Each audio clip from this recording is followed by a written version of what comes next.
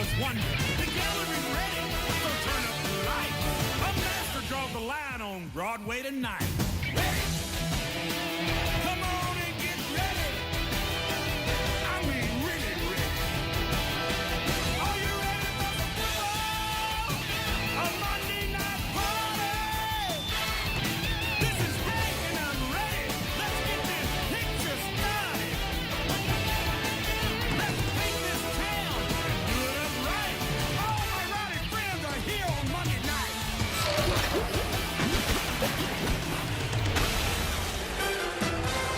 Showers in the forecast at the new Meadowlands Stadium tonight. Big game in New York. Both back in front page news all week in New York surrounding Brett Favre and his return. The NFL announcing on Friday it's investigating allegations that while Favre was here with the Jets in 2008, he sent inappropriate messages and photos to a former Jets employee, Jen Sturger. Also reports that Favre sent inappropriate text messages to a couple of team-hired massage therapists. We asked Favre about it last night, about the accuracy of the reports. He did not comment directly, saying this will take its course. He also says he's yet to be contacted by the NFL, and he has no problem talking with the commissioner if asked to. As you've heard, our Chris Mortensen reporting, the league is aggressively investigating the matter, which could lead to discipline under the league's personal conduct policy. And to that end, Michelle Tafoya reported on Countdown that Favre was tearful and highly emotional, apologizing to his Viking teammates at the team's Monday morning meeting for the distraction that the investigation of the allegations may have caused them. So with that backdrop, we get underway tonight. Percy Harvin to receive the kickoff. Jets won the toss and deferred the option to the second half. Off we go with no return, ball out of bounds. And the Vikings will have good field position to start. Pete Morelli, our referee. 40-yard line. First down. And Favre and the Vikings take the field. Mike, this field position immediately opens up the playbook for the Minnesota Vikings. If you're backed up, you have to be a little more conservative. This is in that go zone right now.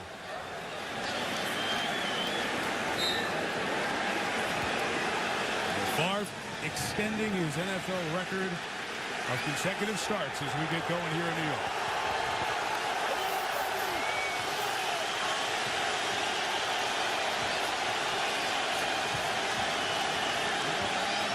Top of the screen, Moss guarded by Cromartie, takes the reverse, and here comes Randy's first touch.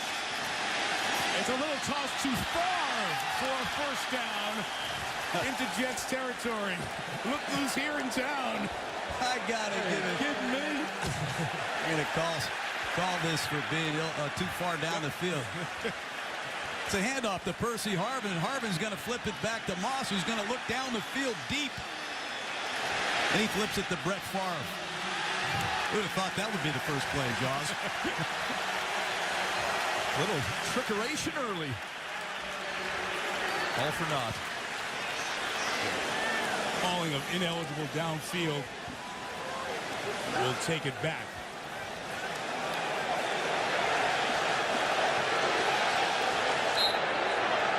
So the 5-yard penalty from the line of scrimmage brings it back to the 35-yard line. Richard Favre continuing the longest streak in NFL history, 289 straight starts. And a whistle. Start. Number 40. Offense. 5-yard penalty remains. First down. We've talked about this all week. This has been a problem for the Minnesota Vikings, especially on offense. They've had way too many offensive penalties, and it starts with the snap count. They use a hard count, a silent count, a quick count. They're jumping off sides way too often, and there's another instance where they kill themselves with a penalty. And this crowd is ignited, so it's going to be noisy for that offense.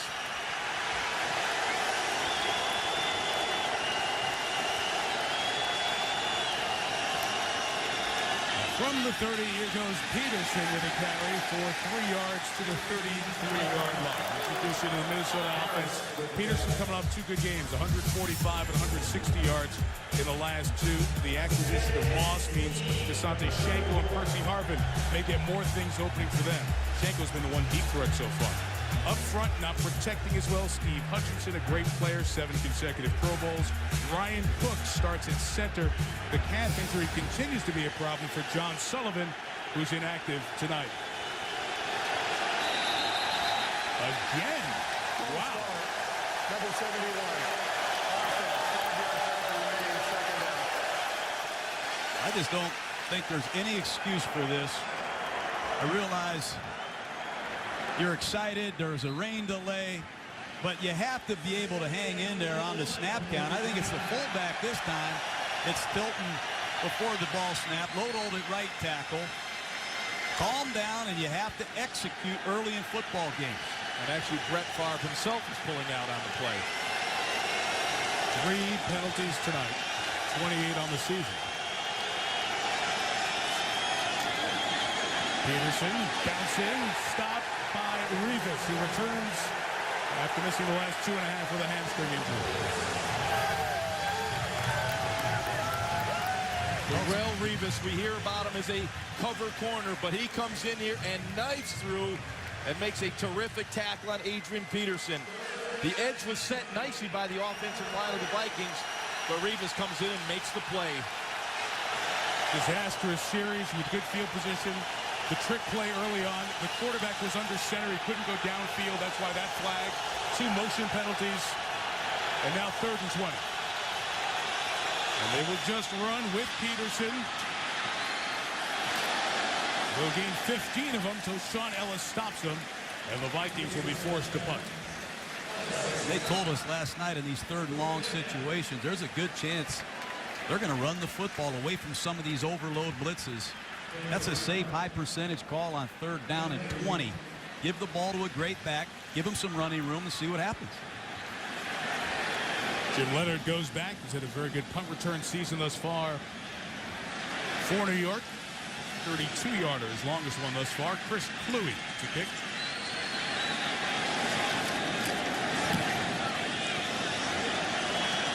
Fair catch called for and made by Leonard. There was a lot of traffic in front of him on a 34-yard kick. Jets take over at their own 21 with Mark Sanchez coming off a terrific 3-game stretch.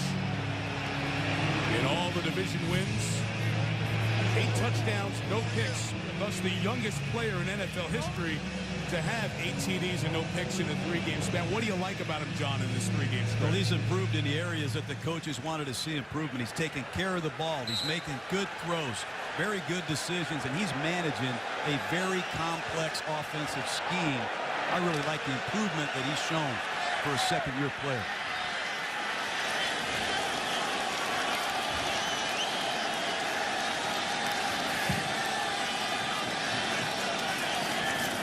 Play action to Tomlinson. Down the seam for Braylon Edwards, who has played terrific in the last 3 games. 31-yard first down. Well, you put Braylon Edwards in a tight split, and the Jets are doing a great job of this. Edwards goes right down the 2 deep safeties off of play action, and an excellent throw by Sanchez. But when you put a big target like this in a tight split, and you don't get a reroute on him, he's a problem for defenses. He's averaging almost 20 yards a catch. He comes out. The Jets bring in their offensive Swiss Army knife. Brad Smith, who does it all. Top of the screen. Handing to Tomlinson, who gets brought down quickly in Viking territory inside the 45. It's Tomlinson and Sean Green, about equal carries and good productivity from those two, with Dustin Keller, the tight end, who continues to be a go-to red zone guy. Edwards and Santonio Holmes back off the suspension. Up front, a couple of Pro Bowlers there recently in Ferguson and Mangold. Matt Slauson was a big question at left guard. He's replacing Alan Faneca, grading out high here in the first few games. Santonio Holmes on the field, top of the screen. Look for Holmes was covered. Back the other way for Jericho Cotchery is incomplete.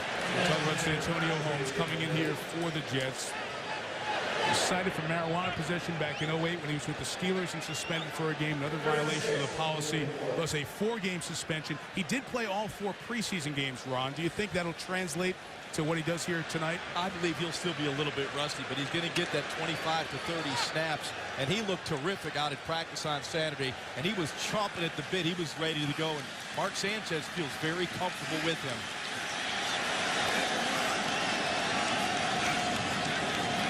This is like 4-1.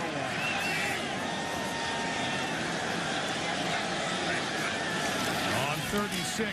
Pressure up the middle. Sanchez hit as he threw a jump ball up there. It was incomplete. And the flag comes down back near the pass. Is where the secondary was covering, and the Vikings are immediately trying to say it was uncatchable.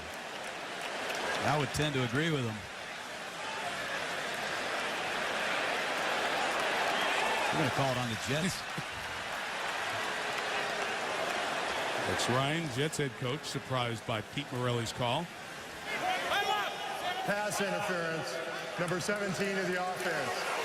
Penalty will be declined. 4th down.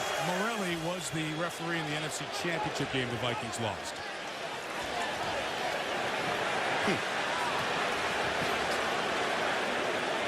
Flag came in very late. Well after that contact.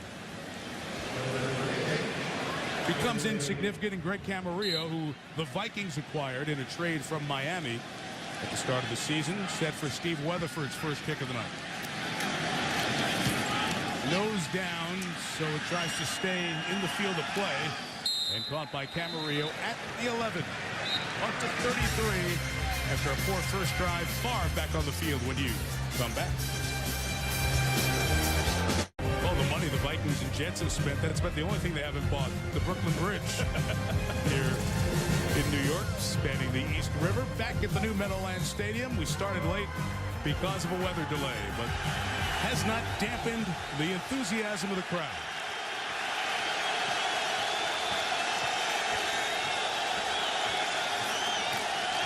From the 11, Adrian Peterson left for 4 yards to the 15-yard line. Jaws, what was going on with Randy Moss in the first series? Yeah, that first series, it was Antonio Cromartie matching up to Randy Moss all 3 snaps. And Cromartie matched up him when Moss was with the New England Patriots in that second half of that game. And right now, it looked to me like Randy Moss is being a little bit coy. He's going to set up that route. He's not going to go full go. He knows that he's the featured receiver.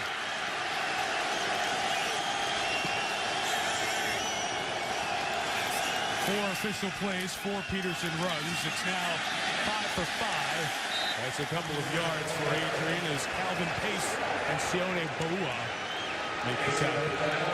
Look, I think Adrian Peterson, just like you guys, is the guy right now in pro football, running the ball. But these third down situations, remember, they're missing Chester Taylor, who caught a lot of passes in third down. He picked up a lot of blitzes. They still haven't found that third down back to do the role that Chester Taylor did last year. Keep an eye on that as this game unfolds. Lost one of 3 receivers on 3rd and 4.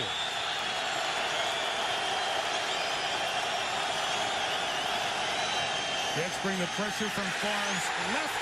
Brought down and sacked by Drew Coleman, the backup cornerback. This is what the New York Jets do. They attack the line of scrimmage. They attack the quarterback. Drew Coleman, number 30, comes flying in untouched. You'll see the quick pressure. Favre had no chance. But what Brett has to do is recognize he had Randy Moss singled up at the top. Drop that foot, plant it in the ground, and throw the quick go to Randy Moss. That's the opportunity. Jets put 2 back to receive the punt of Kluwe, and they pressured him and rushed him. Kyle Wilson, the rookie, comes to get it in Viking territory. Returns it 7 yards. And the Jets, with a 29-yard net punt, will take over at the 40. Great field position as the Vikings try to figure out what's going on offense.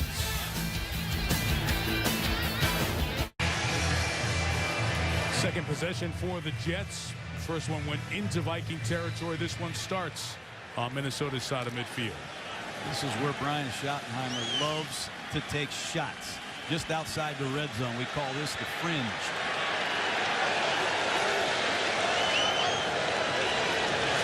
Smith comes in motion. Tomlinson takes, eludes a tackle. There goes LT. Beat him a dozen. First down, Tomlinson.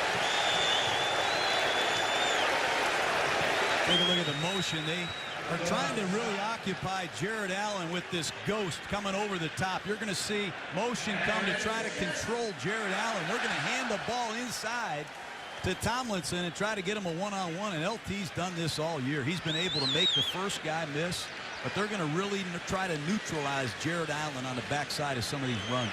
John, the Vikings in the perfect defense at the safety coming down. You have to make the tackle. It's that simple. down. Sanchez. Edwards went up very high. Couldn't get it covered by Antoine Winfield. While we show you the other 10 defending, at least the starting defenders, along with Winfield. John told you trying to occupy Jared Allen, calm down that pass rush he usually brings. Just 1 sack in 3 games for Jared. The Williams wall playing well up there in the middle. Linebacking core, E.J. Henderson suffered a nasty broken leg last year. He's come back in Greenway and Lieber on the sides. Good linebacking core. Cedric Griffin's back after the torn ACL in the NFC title game. His second game back with Winfield and Abdullah and Williams, safeties.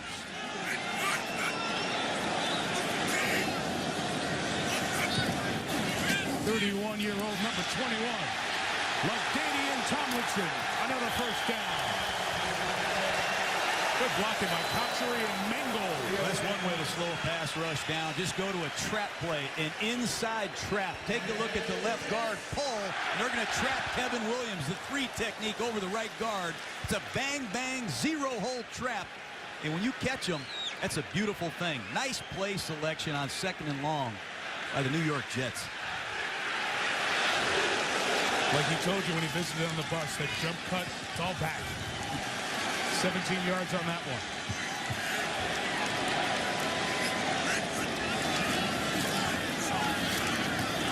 1 yard on that one. Jaws, a lot of people said Tomlinson was about done in San Diego. And then when they decided to move on, he had a choice. Either the Vikings or the Jets. Talked to both. Ended up in New York in part because of his familiarity with Brian Schottenheimer, the offensive coordinator. And he's the perfect complement for this offense. He has every phase of the game you want in a running back. We all know what a terrific runner he is. He can catch the ball out of the backfield, and in those 3rd down situations, he's an outstanding blocker. LT's got his quickness back, and boy, he's fun to watch.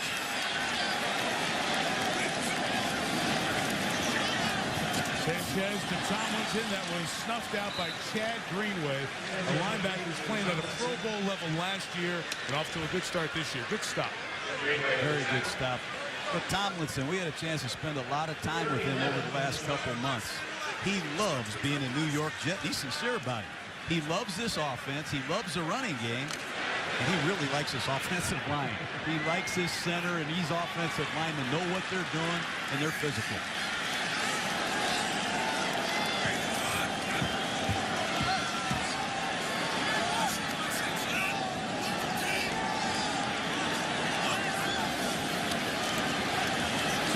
Time. Tomlinson.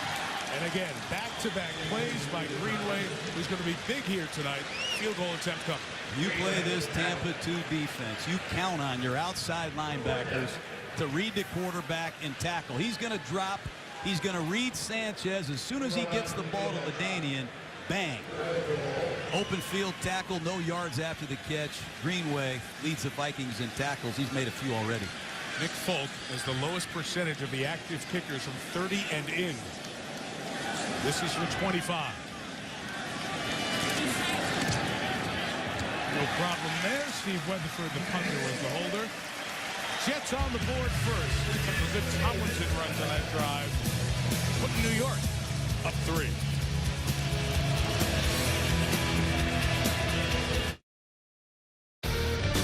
We're seeing a couple of good running backs tonight. How about next Monday, too? Chris Johnson from Tennessee, Maurice Jones-Drew from Jacksonville. The Titans and Jaguars are tied for the division lead. And we'll see them next Monday night, 8:30 Eastern. You guys don't think Randy Moss will be traded there, so we see him 3 weeks in a row? No, I don't think so. No, he's not going to follow us? That would be a record. Percy Harvin back deep for the Nick Folk kickoff.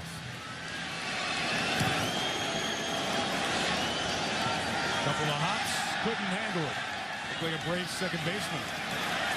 Harvin takes it up to the 30-yard line. Couple of drives, no first downs from Minnesota. Let's see what Brett and the guys in purple do after this. As we get the Vikings' 3rd drive going, John, the last play of the last drive, a 3rd down. Well, we said the 3rd down back is going to have to pick up some blitzes. Take a look at Tahi. One of the reasons you're in a shotgun is so you can scan. You can scan from right to left and come underneath Brett Favre for this pickup. That should be a routine pickup for the Vikings. They've got to do a lot better than that to give this guy any kind of chance to throw the ball against this defense. Favre, Oklahoma throwing his 500th touchdown pass tonight. It's Percy Harvin on the run, and he gets to midfield for a gain of 19 and a first down. And the speed of Harvin evident there. Yeah, and Rodney Poole makes a terrific play. As you'll see, Percy Harvin off the quick inside fake. Adrian Peterson, he gets the ball on the edge, and this is where Harvin is at his best. In space, I expect to see the Vikings try to do more of that tonight.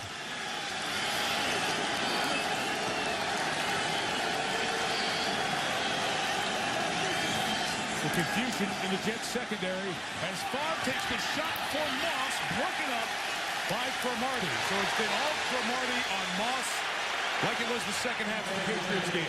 Well, this is worth the price of admission. Single coverage, bump and run, man-to-man, Randy Moss against Antonio Cromartie. Favre puts the ball up. You're going to see 3 or 4 more of those tonight. But Cromartie, you can see how he matches up with the bigger Randy Moss. He's got long arms and long levers himself. I think that size matchup is why he's covering Moss. No question about it. Rex Ryan told us he likes that matchup, the 6'2" Cromartie on the 6'4" Moss. Did a good job grabbing his jersey as well on the way down. 2nd and 10, an all-passing series. Favre gets out, gets a couple of yards. They want a penalty for hitting Favre, but Sione Baua, the nose tackle, hit it while he was on the green. So nothing there. It'll be interesting with Favre and Moss. You have 2 of the great sandlot players of all time. They are not by the book and by the number, so it'll be interesting to see how many times they test that here tonight. Oh, Favre told us Randy Moss doesn't know the West Coast offense. I'm going to do what Randy Moss can do. And if I see him in a one-on-one situation, I'm ripping it. And I might even throw it up into double coverage because Moss did that to me in Green Bay all those years. He's looking for this matchup all night. Trust me. Like Favre's never done that before. Throw it up into double coverage. 3rd and 8. Here's the Jets pressure coming from behind. Favre hit as he throws, and it's almost intercepted. Cutting underneath was Rodney Poole.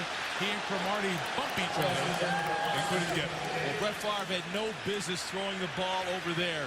You'll see the double coverage, basically Rodney Poole playing over the top. You'll see him come over the top of Randy Moss. Cromartie in the bump and run position. There is no room to throw this football. This is an ill-advised throw by Brett Favre. That's throwing, John, like you said, right into double coverage.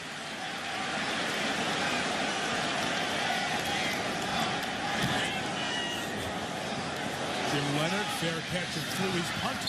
Happens at the 12-yard line.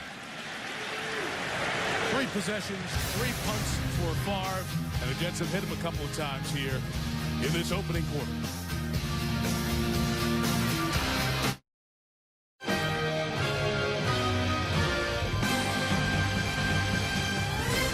When the Jets were crowning themselves Super Bowl champs in August, this is what we thought we'd see. A lot of those offensive guys going strong. Now they have Brad Smith under center at quarterback.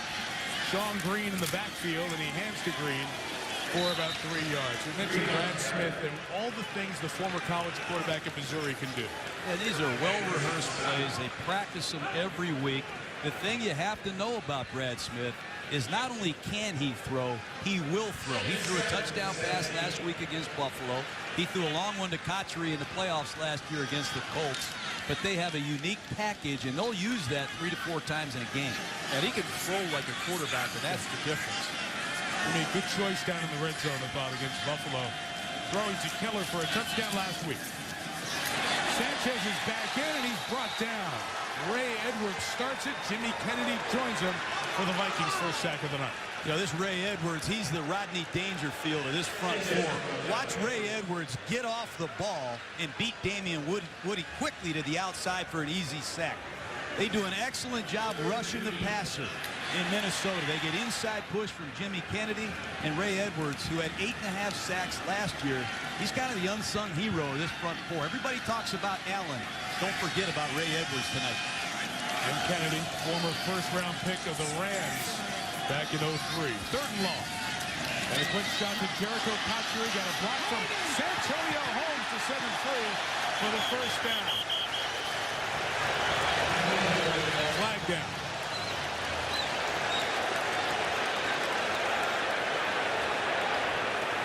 Holmes was throwing the block.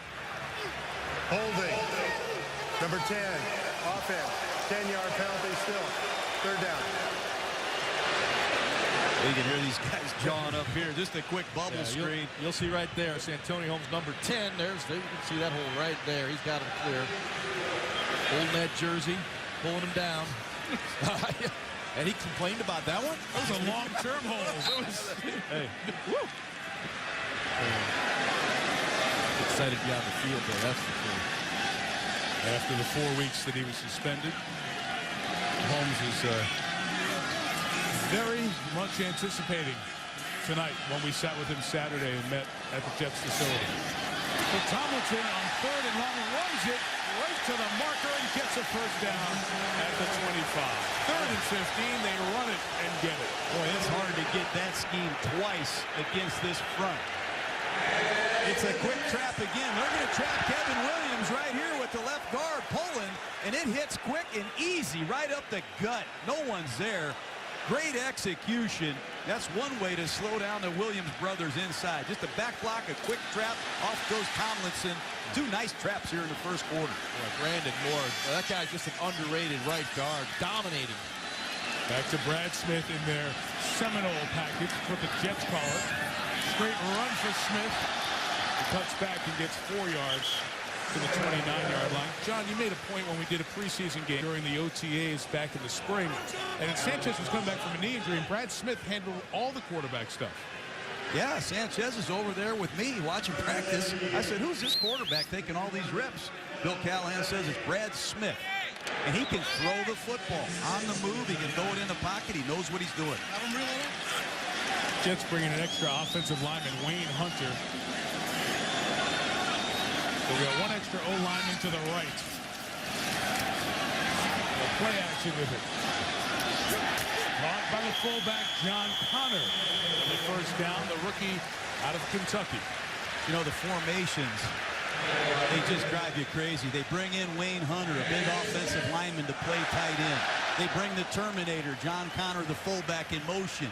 They create an I formation, and they slam it in there. They throw a play-action pass. A lot of different looks early. One offense looks good, one doesn't. After one, Jets 3, Vikings nothing.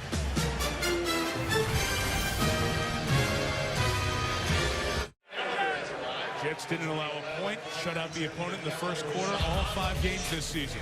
That's a New York Jets record, and every other number in this opening quarter favoring the Jets.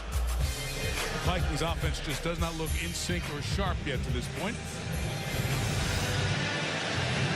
Randy Moss has been thrown to a couple of times and covered by Cromartie. Any surprises so far on the Vikings offensive side, Josh? Yeah, their lack of offense, really. I thought we'd see more Adrian Peterson, more of the power running game. They're kind of spreading it out. Just haven't been successful doing that.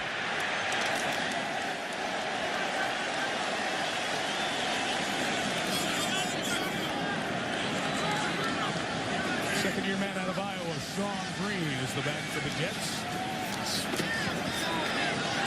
Sanchez threw for Cotchery, and that one just got away from him. A.J. Henderson with some pressure. Well, LaDainian Tomlinson, people were worried about, hey, what's left in the tank of LT? Well, the lateral agility is still there, and that's always been the key to his game, making people miss. There, Ben Lever has him in the hole, can't make the tackle. LaDainian Tomlinson looks like LaDainian that we saw as a league MVP many times. The quickness, the speed, the vision, the power, all there.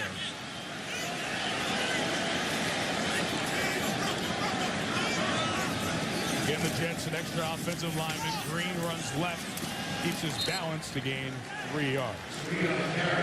I want to go back to this Viking defense. You get all excited about these traps and these plays here and there. They've given up 3 points. And this Minnesota defense this season has done an excellent job in scoring defense.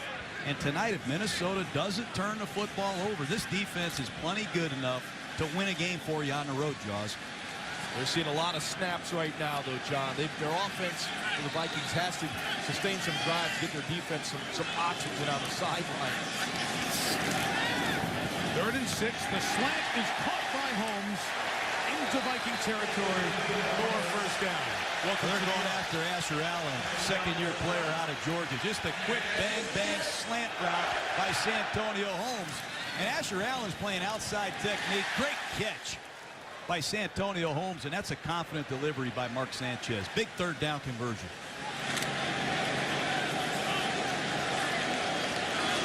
Super Bowl 43 MVP.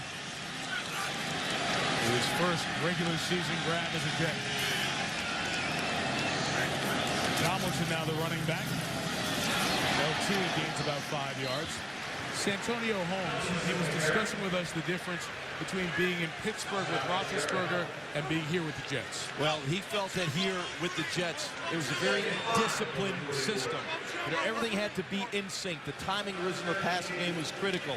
And in Pittsburgh, it was more of a reactionary system. They would react to the extended play of Ben Roethlisberger, almost a playground style.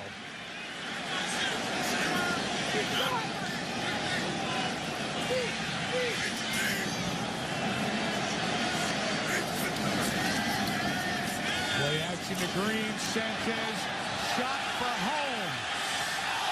Couldn't get to it. Deep coverage with D.U. Williams. No flag, and a Sports Center right now with Trey Wingo. All right, Michael, thank you. Brett Favre's consecutive start streak legendary, but the guy replacing him in Green Bay, Aaron Rodgers, it may end at 37. He suffered a concussion on this play Sunday. He's going to miss practice time and could miss the game against the Dolphins. Meanwhile, Adam Schefter reporting to make up for the trade that they sent Randy Moss to the Vikings. The Patriots have reacquired former Super Bowl MVP Deion Branch, who won it when he was a member of the Patriots. Back to you guys. Well, that had been discussed on both sides of that exchange during the week. Jets going to take a timeout here as they're bringing Brad Smith out in their Seminole formation. A couple of minutes through the second. Jets up by just a field goal. Jets called the timeout. 35 for Gang Green.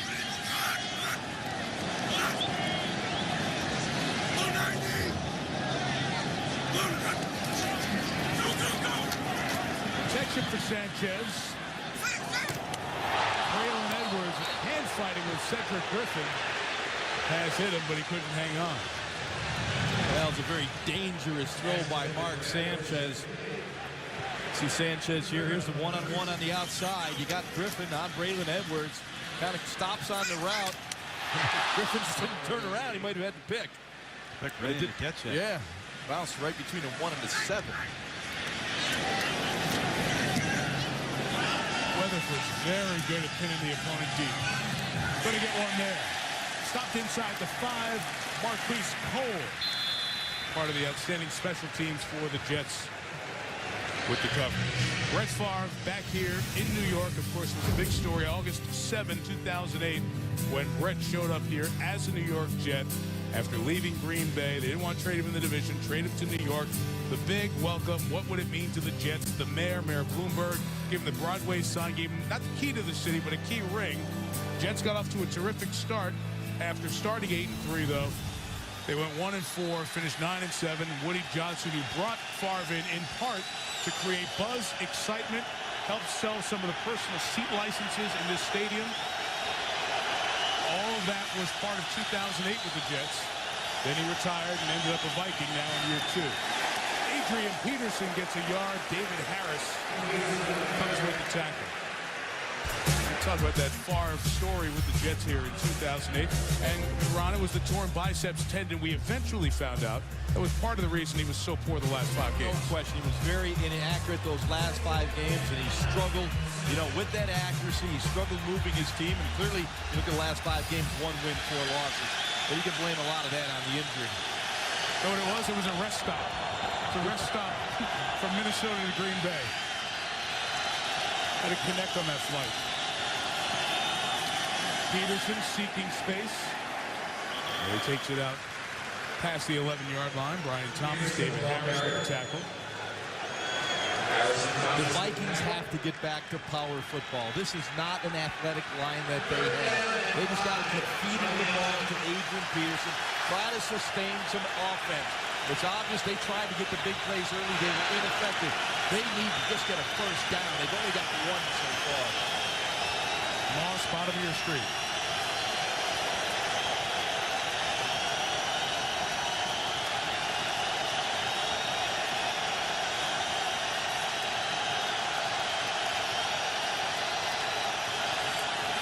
Jim Leonard's pressure hits far, put it up for grabs. Incomplete. Third down pressure, Jets dominating Minnesota. Oh, it's good coverage down the field, and it's good pressure by the New York Jets right up the middle. You're going to see David Harris and Bart Scott keying on the back right there, and Adrian Peterson misses another pickup. The Vikings are struggling from a backfield standpoint. This is not something Adrian Peterson has done throughout his career. That's the second time on third down they failed to pick up what looks like a pretty routine blitz. Fourth punt for Chris Kluwe. 49-yarder. Kyle Lowry took it. Kyle Wilkes, I should say. Penalty marker down as he's brought down at the 38-yard line. Brett Favre right now got to wondering where all these green jerseys are coming from. Clean shots right at Brett Favre.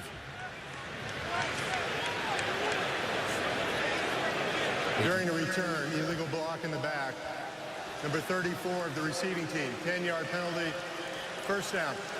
Jets Timeout. Marquise Cole. Vikings offense 13 plays, 46 yards, 1 first down. They're now #1 in the nation, the Buckeyes of Ohio State, and they will take on Wisconsin. And they've been talking about that game in Madison for a year. Prime time Saturday night, 7 Eastern on ESPN. #1 Ohio State taking on Brett Bielema's Badgers. Looking forward to that one. Second year out of USC. Mark Sanchez takes over. There goes Tomlinson again. They are carving him up. Flag down back at the hole where Tomlinson came through. And this will be holding against the Jets.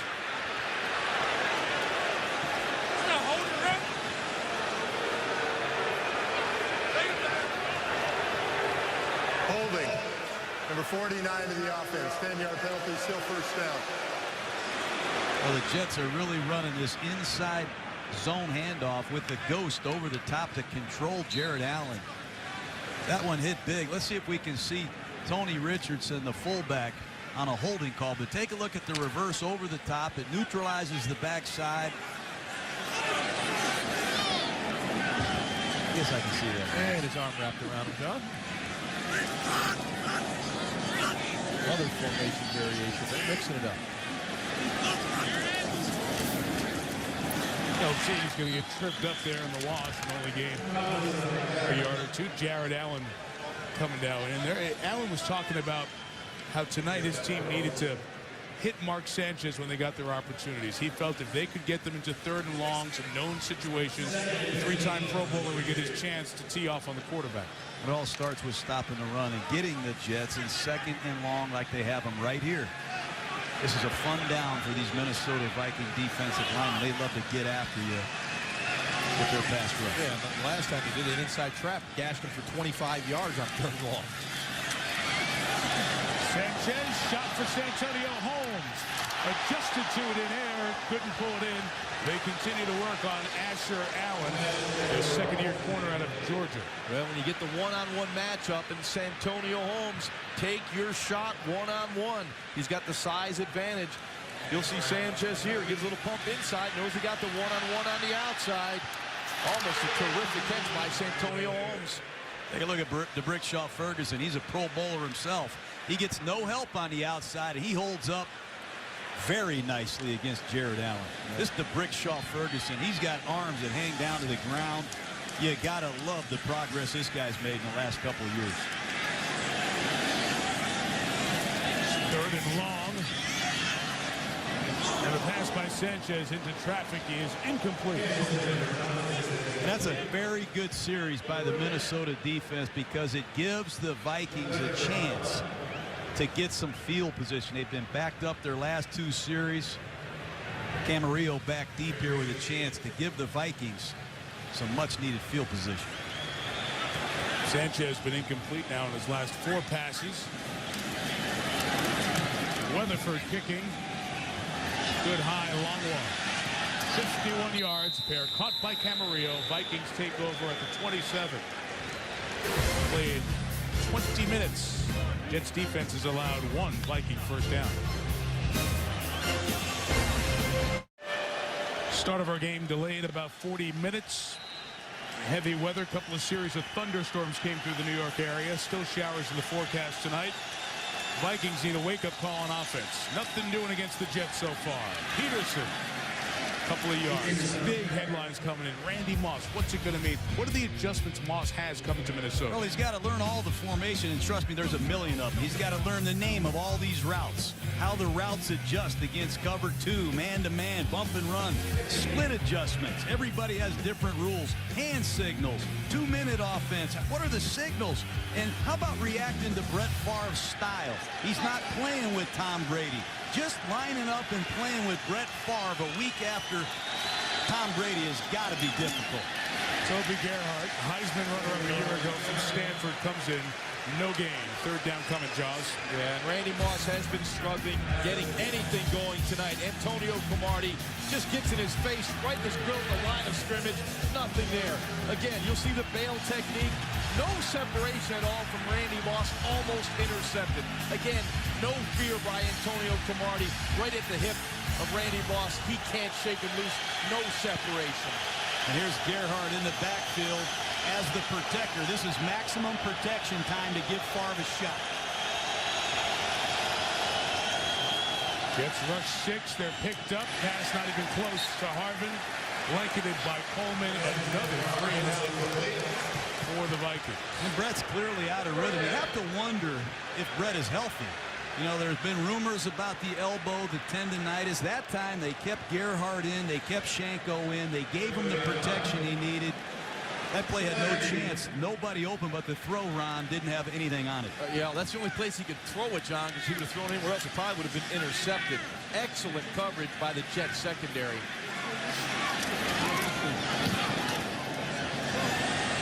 Another kick for Cluey. Wasn't very good. Got a good bounce. It hit a Viking, so it's a 38-yard kick, and the Jets will take over at the 32. They did an MRI on Favre's elbow this week. There is tendonitis. Right now, there's not a lot of productivity.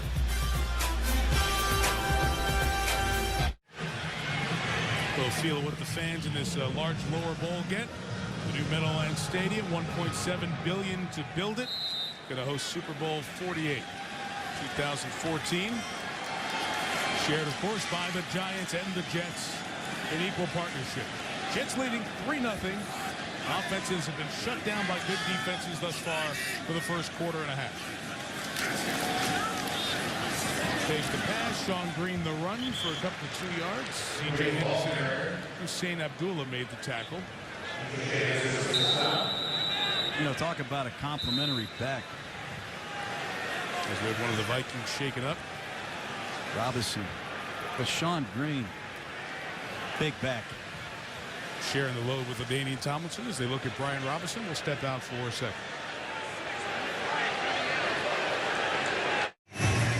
One defensive end just hurt. The other defensive end, Jared Allen, being stopped so far. Well, Jared's got 73 sacks since 04, but DeBrickshaw Ferguson isn't giving him a sniff tonight. Ferguson has done an excellent job pass protecting without much help. Brian Robinson, the man who was injured on the last play, hopped off. They're looking at his right ankle. Anytime Sanchez on second down, a little bootleg and a throw complete to Braylon Edwards. On the sideline by Jared Allen, but a first down and a gain of 11. This is where Mark Sanchez has excelled over the last 3 games. Getting outside the pocket off the bootleg action. You'll see a really nice extension of the football. That draws the defense over, creates that illusion of run. He actually looked downfield for the potential big play to Keller. It wasn't there, so he checked it down to Braylon Edwards. Stayed with the progression. Boy, did a real nice job of getting on the edge of the defense.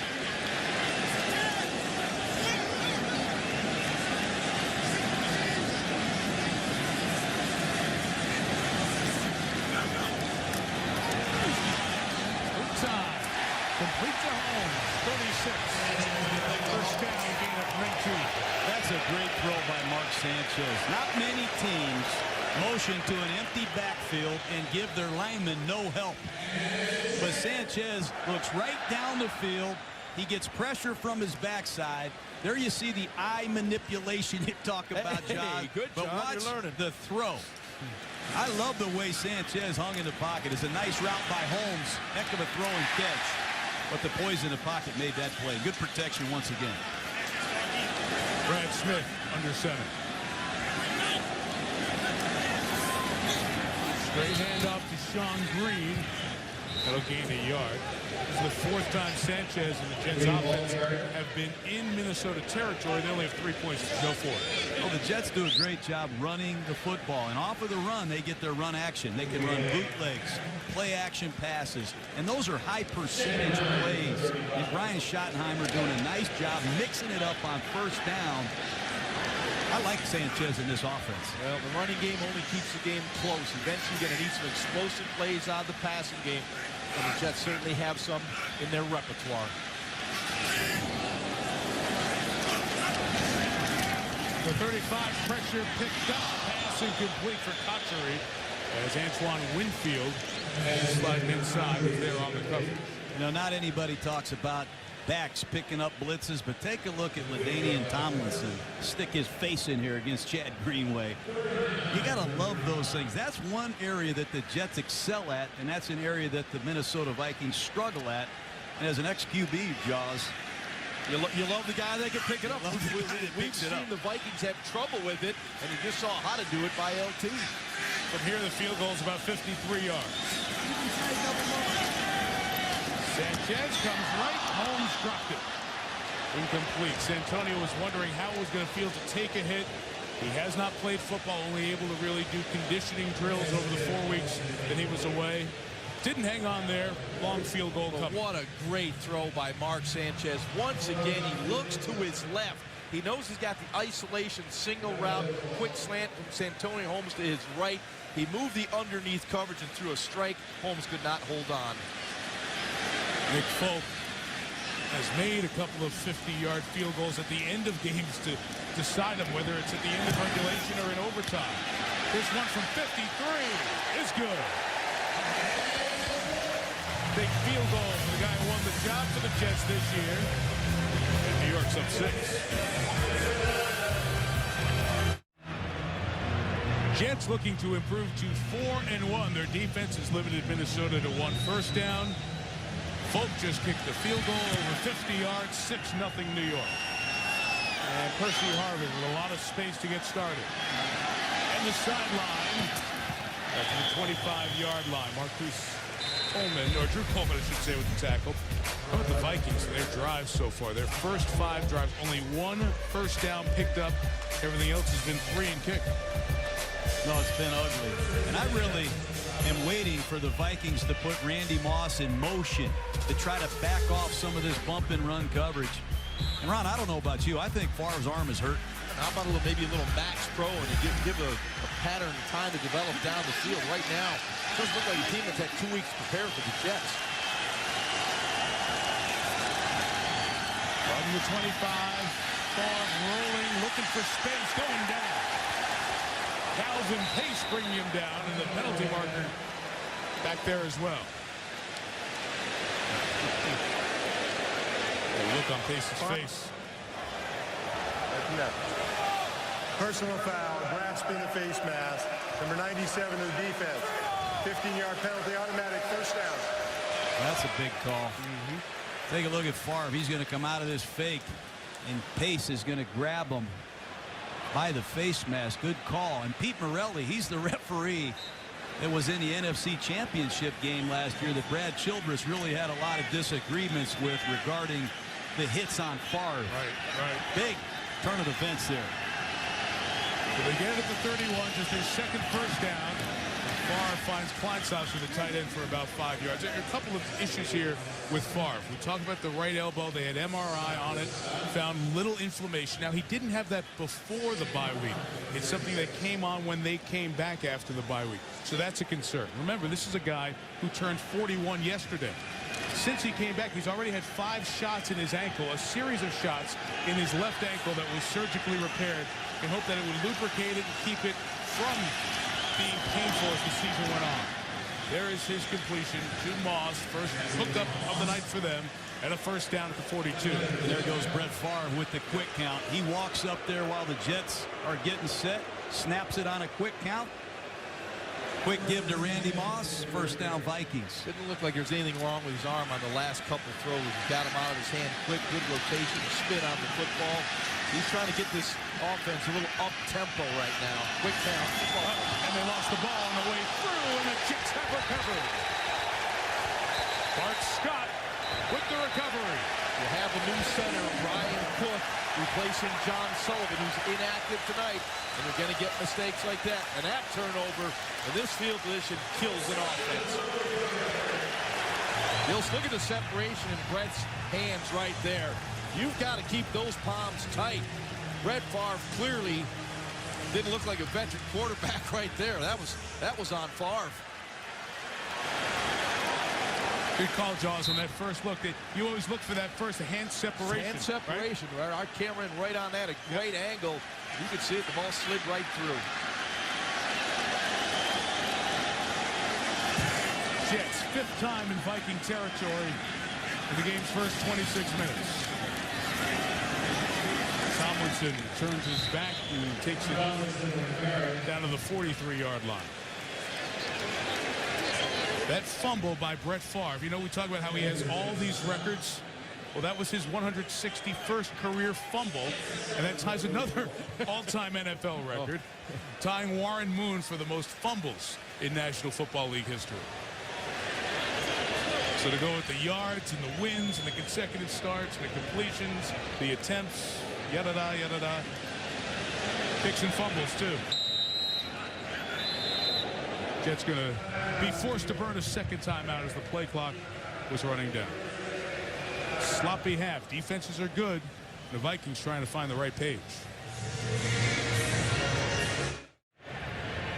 Injury update for the Vikings. Brian Robinson, the backup defensive end, taken to the locker room to check on his ankle. His return questionable.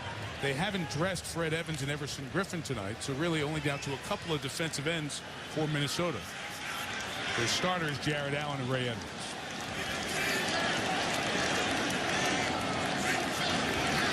Second down, play action for Sanchez. It's knocked down by Ben Lieber, the weak side linebacker, who's part of some good defenses with the Chargers and here in Minnesota. And that's a nice play on the backside. The Jets do a great job bringing in their big offensive lineman Wayne Hunter to play tight end, and they're going to make this look like a power play, and Sanchez is going to come up firing. But this ball is well read by Lieber. They had Holmes wide open. This Ben Lieber and Chad Greenway, these two outside linebackers, do a phenomenal job covering people in this cover two scheme. They're down, pressure off the edge to Sanchez. He drills his shot to Dustin Keller, the tight end, and right at the first down mark. Gonna have to check the spot. That'll be a first down, Yep. Mike. And Mark Sanchez loves to go to Dustin Keller at crunch time. It's a third down situation, and you'll see the stick right in there between the in and out coverage. This is when you have confidence and trust in your tight end. As you see the double coverage right from Henderson and Abdullah, the ball was squeezed in by Sanchez. Friendly spot there to get him all the way to the actual 36-yard line, but up for the first for the Jets. Tomlinson left. His penetration by the Vikings. Troy Guion, third-year defensive lineman out of Florida State. That's what you have to do in this one-gap scheme that the Vikings play. You have to get penetration.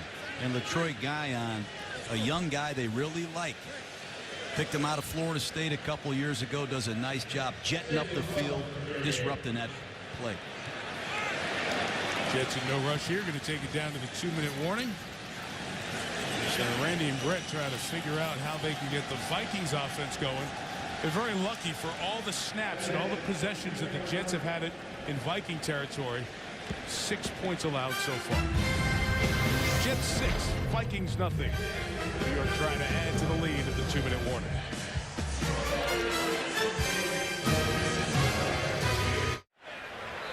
Our game started late because of rain. You see some raindrops. One of our meteorologist buddies from Philadelphia just texted another storm is on the way. So brace for that. 2nd and 12 for the Jets, leading 6-0. Sanchez, couple of fakes, now a shot for Santonio Holmes. Judy, Antoine Winfield chasing him. Well, Sanchez loves to take shots right in this field position. Here's just a straight go route by. And that's a matchup they've been looking for. Antoine Winfield, who's more of a cover 2 corner, playing man-to-man coverage against a guy they think can really deliver, Santonio Holmes. Had a couple of rumbles of thunder that have sent a lot of the fans scurrying for the exits.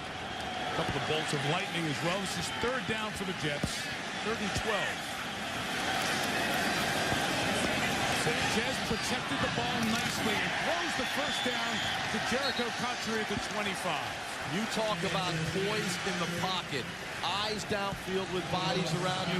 Sanchez, tremendous awareness in the pocket. Completes it for the first down and get this offense right back at the line of scrimmage. Playing like a wily old veteran. In a major downpour we told you was on the way. Sanchez flipping to Tomlinson so he can get set up to get knocked down by Chad Greenway. And now it's even hard to see in the intensity of the rain. And everybody getting out of the way. Clock running with 1:11 to go. The problem is you can't change the ball, so you're going to have to deal with a wet ball in this situation. And we get a whistle for a false start.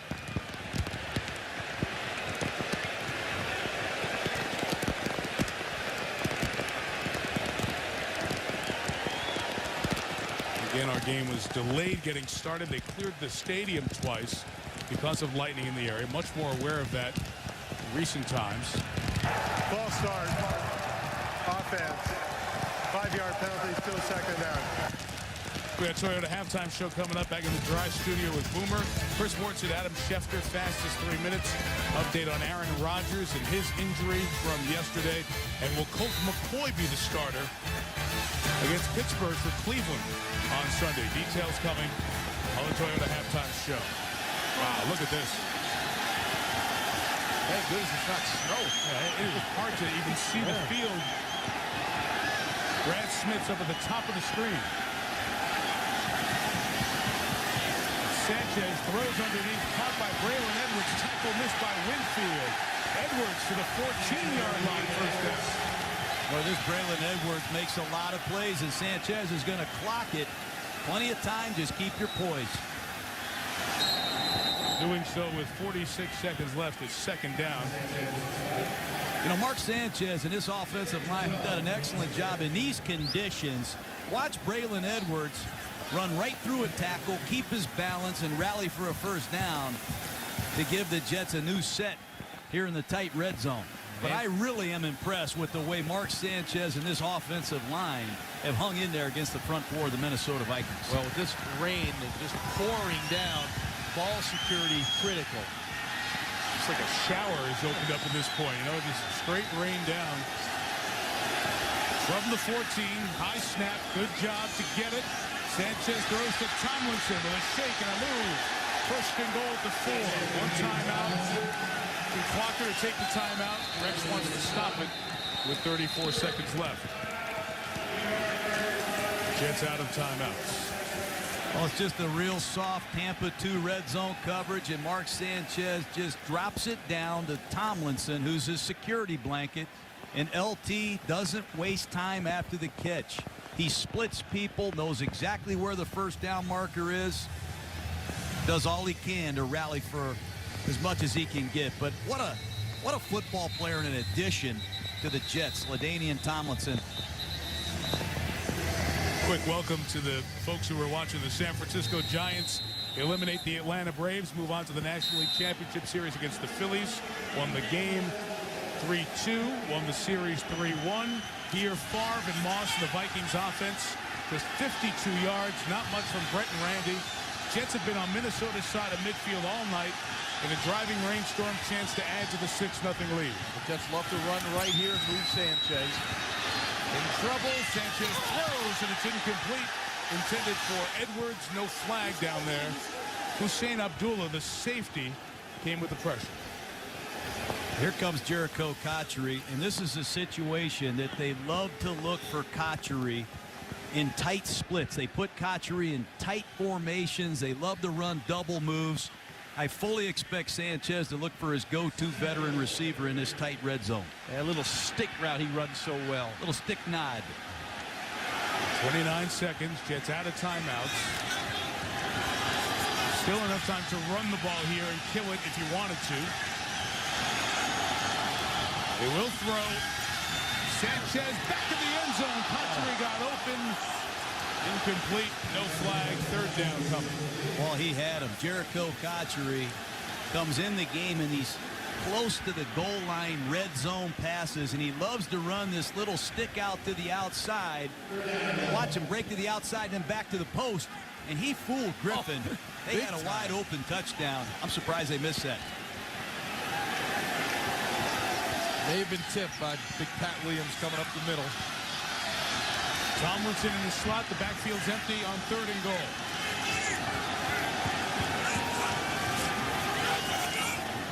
Sanchez throws incomplete for Dustin Keller. And in these wet conditions, the Jets will try a field goal. It's tough to play quarterback in New York. I'll tell you what.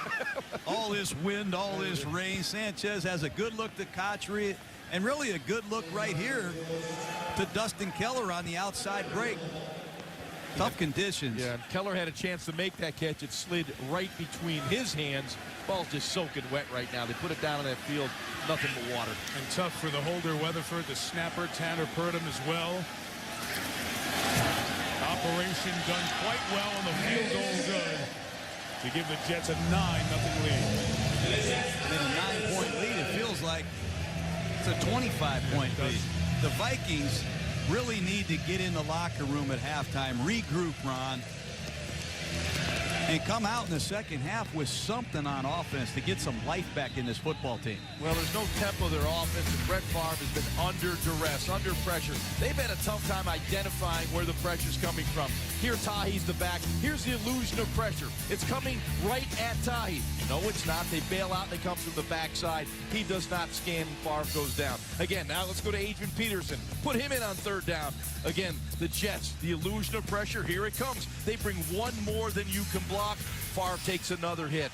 Brett Favre, right now you can see he's been hit 5 times already, sacked twice, hurried, and his offense has done nothing in this first half. So far, special teams coach Mike Westhoff of the Jets has been very careful with Percy Harvin. He kicked one out of bounds to start the game. He squibbed it. Later in the football game, I expect him to not give Percy Harvin anything good to look at here. Harvin took 2 kickoffs back for touchdown his rookie year last year. Made the Pro Bowl as the kick returner from the NFC from the 15. Space there past Brad Smith. And still on the sideline, 41-yard line. All right, there was a lot of talk of what would Favre plus Moss equal. And when I asked you right at the start of the game, you said you didn't think a lot because this is really short, just 3 days to prepare. Is this what you thought you'd see? Well, I didn't think the Vikings would be this stagnant on offense, but this isn't Major League Baseball where you take a third baseman, you just put him on your team and put him in the lineup. Randy Moss has a lot to learn in this system. It's going to be a work in progress, but I did not expect the Vikings to be shut out like this. You can give him a couple routes to run rather than just a deep sideline goes. You got to give him an opportunity to make a play. Everybody gets a chance to dry off. The Jets get the ball to start the second half. The radar shows the rain continuing for a little while. 9-0 Jets at the break. Here's Chris Berman with the Toyota halftime show. Boomer. Storylines going in were pretty sweet, pretty interesting, pretty exciting. The first half was, to be very honest. Defense was good, but the offenses did not play that well. 9-0 Jets after the third quarter. Mike Tirico, John Gruden, Ron Jaworski. What do the Vikings do to kickstart this thing on the offensive side? Well, hopefully they improve on their pass protection. They had 2 weeks to get ready for the Jets defense. Well, maybe the 15 minutes at halftime will help them because they did not pick up a blitz in that first half. And maybe a screen, maybe a draw, something to get the ball on the perimeter. All right, for the Jets now, what can they do? They get the ball here to start the second half. Well, if I'm the Jets, I take this opening drive down the field and score. I stomp on these guys and get them out of here. This is a perfect opportunity to put this game away right now, right out of the chute. Because Minnesota has not shown anything. As a matter of fact, the Jets have spent most of their half in Minnesota territory, and only 9 points to show for it, so the Vikings defense has kept them in it. There's a Viking team that is 1-2. They lost the opener at New Orleans 14-9, lost to Miami 14-10, bounced back to beat Detroit at home 15 days ago 24-10. As for the weather, the heavy stuff is through. Our report tells us that we'll have light to moderate rain here through the remainder of the evening. Ryan Longwell kicks it off. Short kick, fielded at the 15-yard line by Dwight Lowry. Does a nice job with his return as he's brought down at the 30-yard line by Lito Shepherd. Look at these first half stats. The first one's an odd one. Plays in the opponent's territory. The Jets ran 28. The Vikings ran 21 plays in the whole half. Gives you an idea of how dominant the Jets were. A 4-to-1 ratio of first downs, time of possession. So all that's great, but still it's 9-0. And you credit Minnesota's defense, which is what this defense does, John. It kind of gives you 4 and 3 and 4 in the back end, and they've held up pretty well in the red zone. And we said that coming in here. This is one of the top scoring defenses in all of football. Every yard you make, if you're a New York Jet, you earn. Tomlinson is the back. Sanchez is on his back.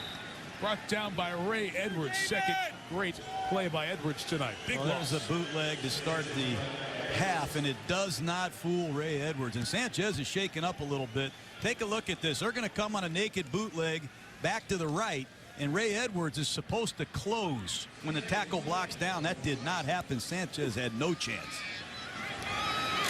That play worked in the first half for a nice gain. Not there.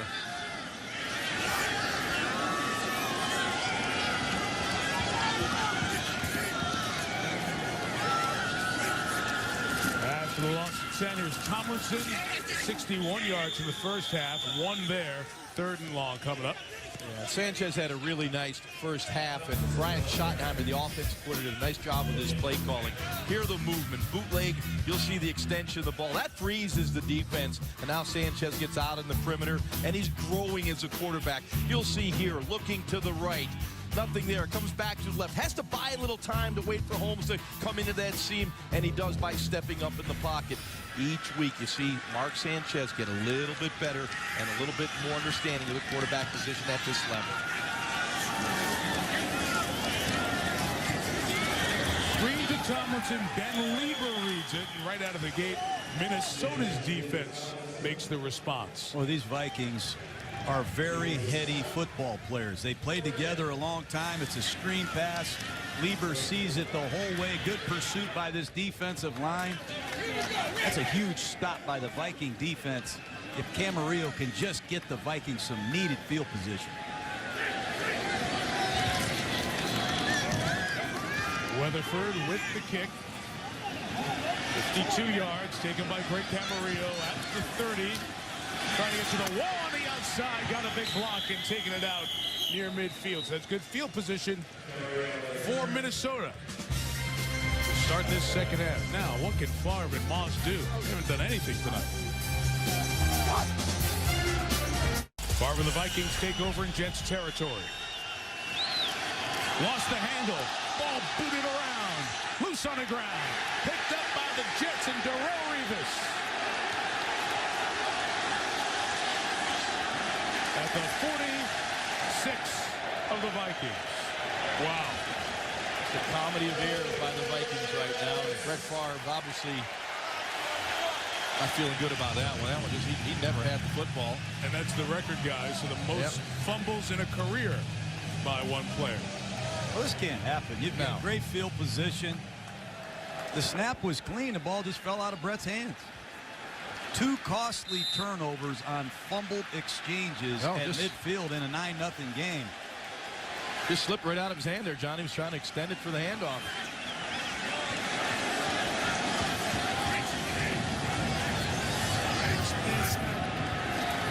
Jets again in Viking territory. Again, their defense has to respond.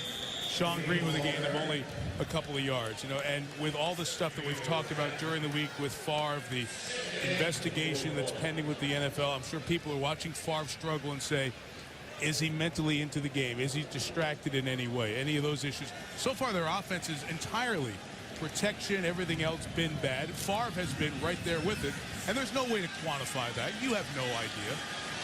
Only he could tell you, and he might not be able to give you a direct answer. But clearly, to this point, Favre right at the head of the class. Minnesota's offense hasn't done a good job. Sean Green, a nice cut to first down, 35-yard line of the Vikings. I think the Jets are intent right now on closing the deal. This is just a zone blocking play right off the left side behind Ferguson and Slauson on the left side. There's that ghost around the top, but it's the backside blocking that makes this zone blocking scheme go for the New York Jets. It allows Sean Green to press it and cut it back. The Jets block the backside of these zone plays as well as any team in football.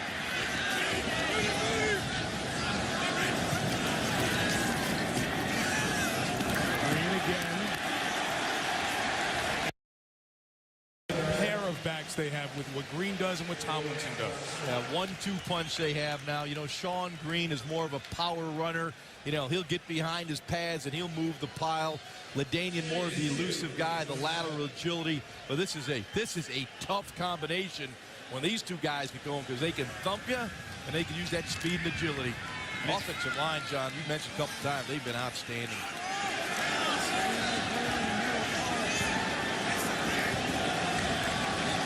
Green carried it 19 yards on the drive. Now give Tomlinson a whirl. LT for the first down at the 23-yard line, John.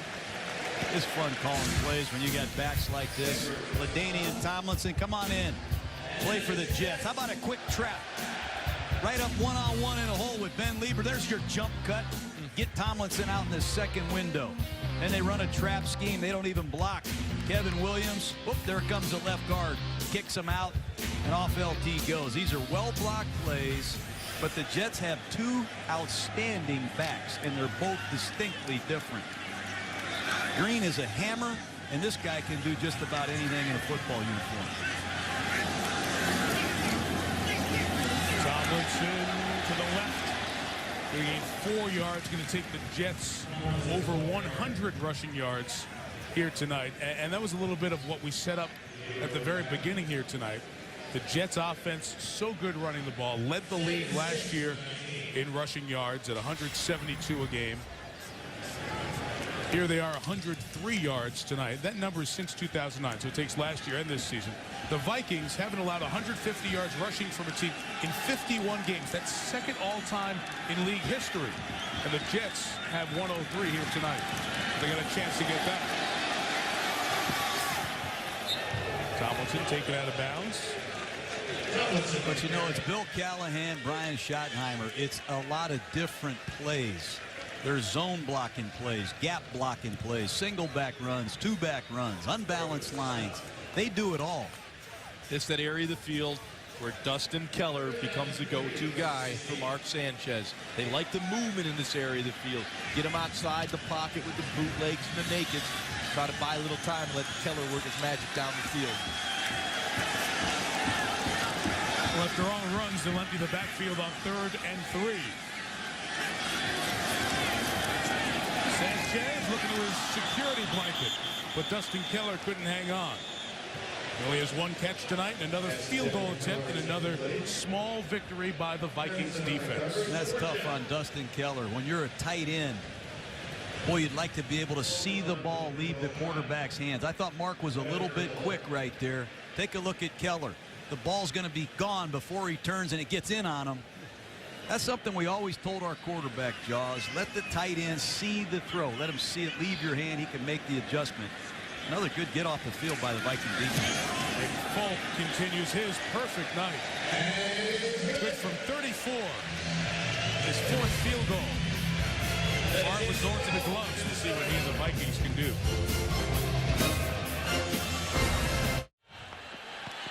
Okay, back in New Jersey, 12-0 while we were away.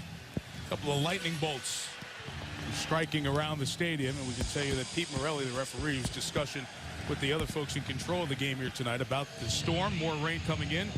Well, Brett Favre's been sitting on these numbers for a while. Didn't need much, only 1 touchdown and 74 yards tonight to hit those milestones. 500 touchdowns, 70,000 yards.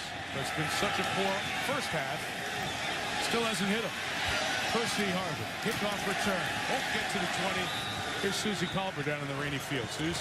Well, Brad Childress told me after the half, Brett Favre's elbow is fine. He didn't question his velocity. He questioned his ability to hold on to the snap. He said we need to make our own rhythm, and that the Jets defense hasn't presented anything that they didn't expect, which he said is what makes this damn disappointing. But thank goodness we have the second half to fix it. Mike, so far, not off to such a great start. Not at all, Suze. As the rain comes down a bit heavier, the Jets have an injury to deal with. Drew Coleman, who has sacked Favre already once here tonight, and had another good pressure on Brett, is injured. As they look at him, will step out. Rainy Meadowlands.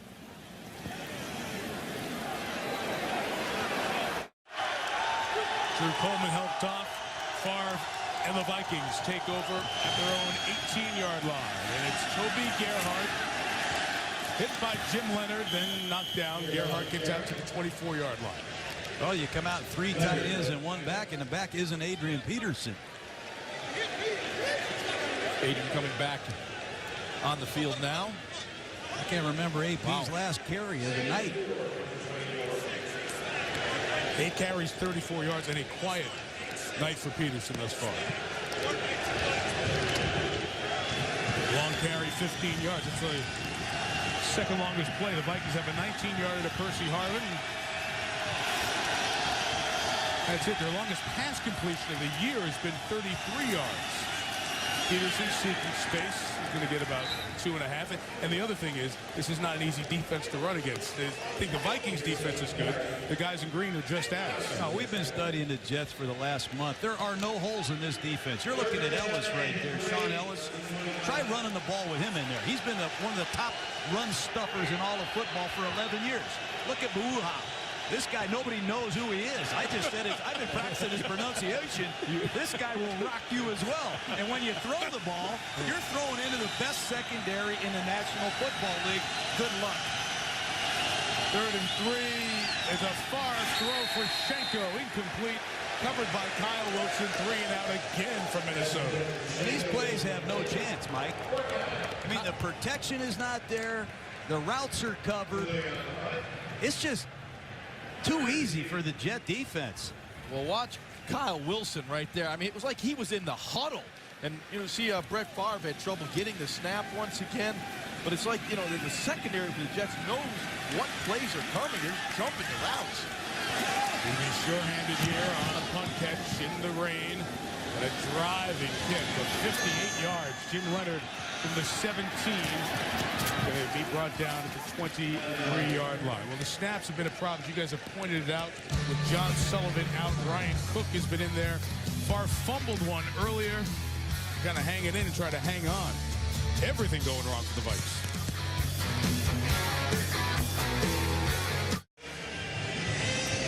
We say with slight trepidation, the heaviest stuff is gone for probably the balance of the game. And some folks have stayed. These Viking fans who put a lot of work into their costume.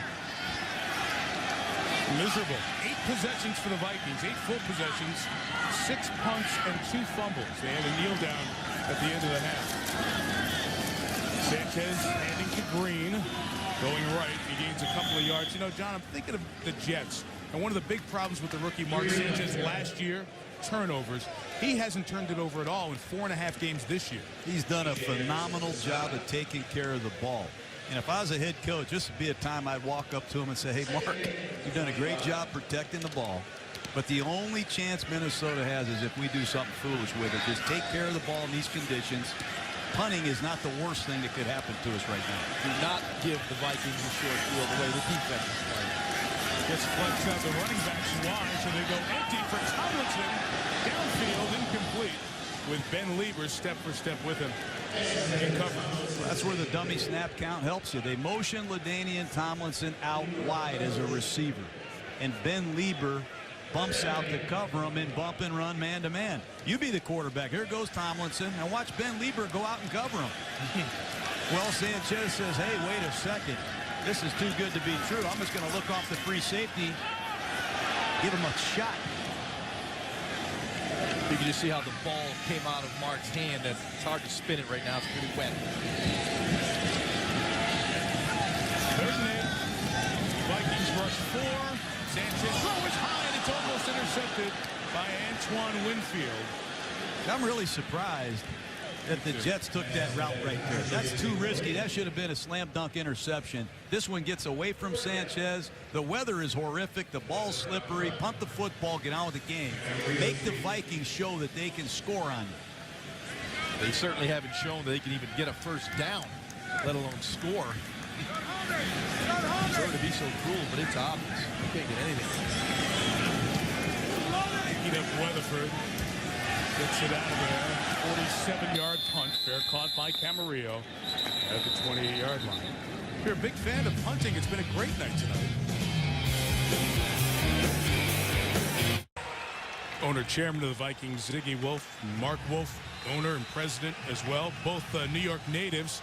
So this is a big game for them to watch their Vikings come to the Jets. They have 100-plus family members here. They are part of the group that went all in here, spending money, trying to get this Viking franchise going in the right direction. Pass to Percy Harvin is complete for a first down. It's a Minnesota team that has spent money to get people, including Randy Moss here and Favre, and now they're trying to get something out of it. Finally, a first down and no huddle here.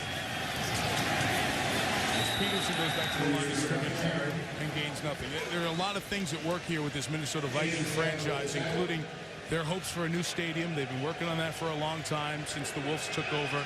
They want a product that's going to be good, so the political climate would be great to have Childress, who's won 2 more games in each of his 4 full seasons, get this thing kind of turned going to a Super Bowl, win a Super Bowl, get a new stadium built, all those things. But right now, everything put into the mix is just not working.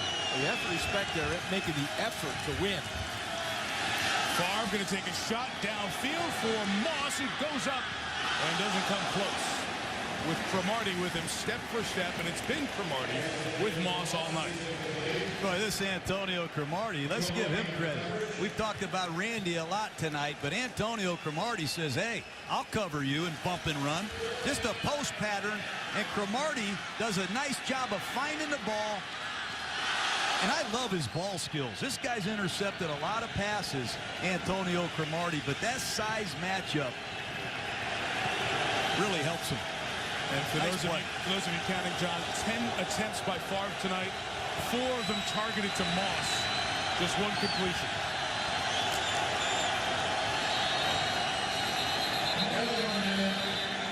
Delay a game.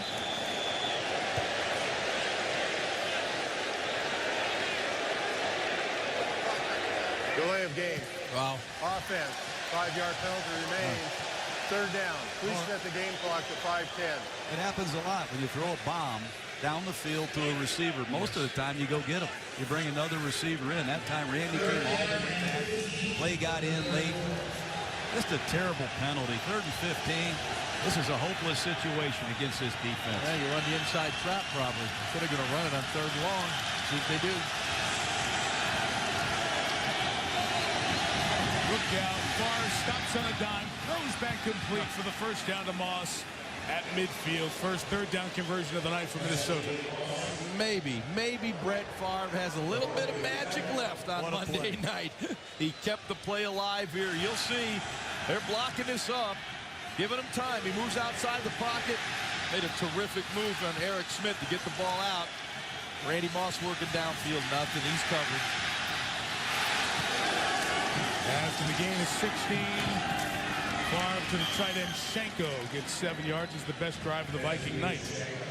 We had a game last year against Chicago, very similar. The Vikings sluggish, did not look good, and all of a sudden the legend finds a hot hand, and when it gets hot, it can be magical. Deepest into Jet territory they have been tonight. Flag down, Peterson around the edge, down the sideline, and out of bounds. Let's check the flag. I think Percy Harvin covered the tight end. Yep, he did, John. And that's a ridiculous offensive penalty. It's inexcusable.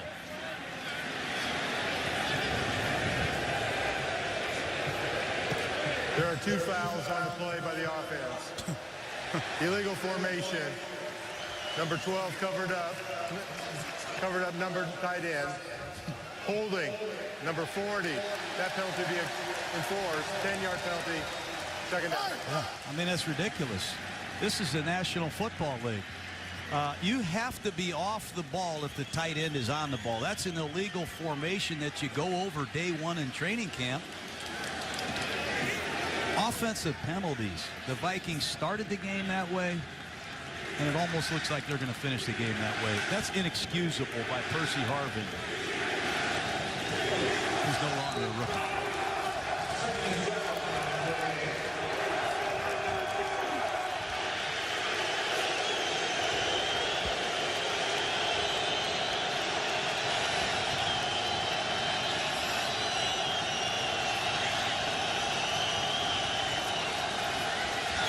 Second and 12. Farms throw again for Moss. Again Cromartie with the breakup. And it's interesting because Cromartie ended up playing Moss really only because Revis pulled his hamstring at the end of the first half of the Patriots game in week 2. How many draft choices did they give up to get Cromartie? How many guys line up toe-to-toe with Randy Moss and throw a no-hitter?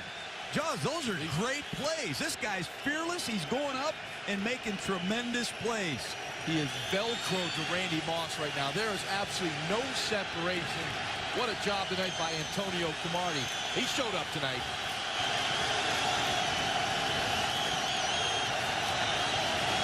Gets pressure from Favre's right. It's picked up, and Favre laser to Harvin, who hangs on as Favre goes over 70,000 passing yards with a first down gain of 22. Boy, what a great pickup by the Vikings. Brett Favre uses a dummy snap count, and the Vikings see the overload blitz coming the whole way.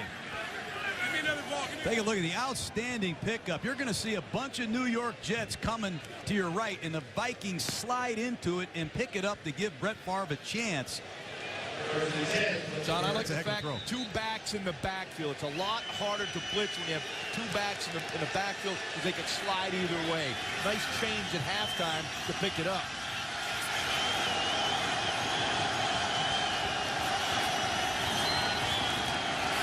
Pocket collapsing. Peterson releasing. Pass incomplete.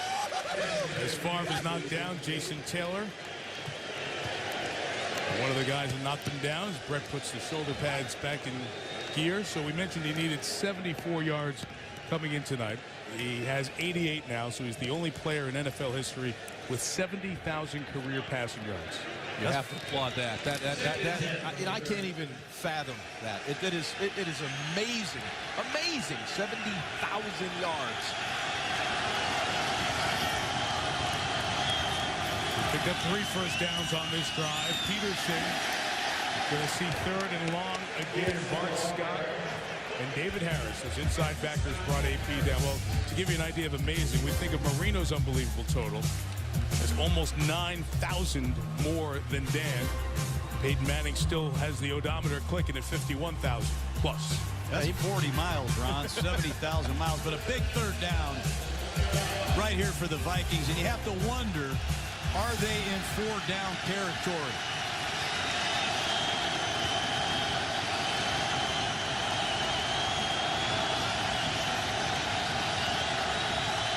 They're going to block this up to the right, John. Try to get a 2-receiver route up top. Oh, boy. False start.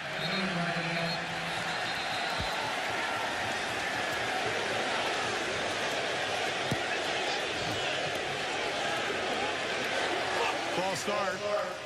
Number 40 of the offense, 5-yard penalty. Remains third down. Second penalty of the drive, third tonight on Jim Kleinsasser. He's been here the longest of these Vikings, 12 years.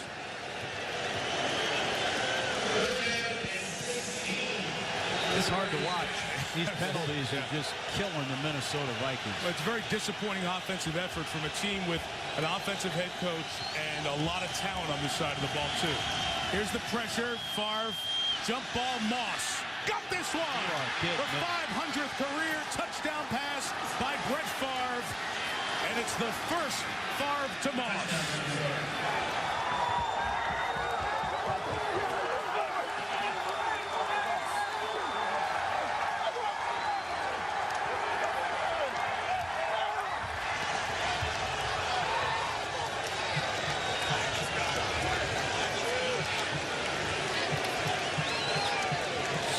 doing nothing essentially for 3 quarters.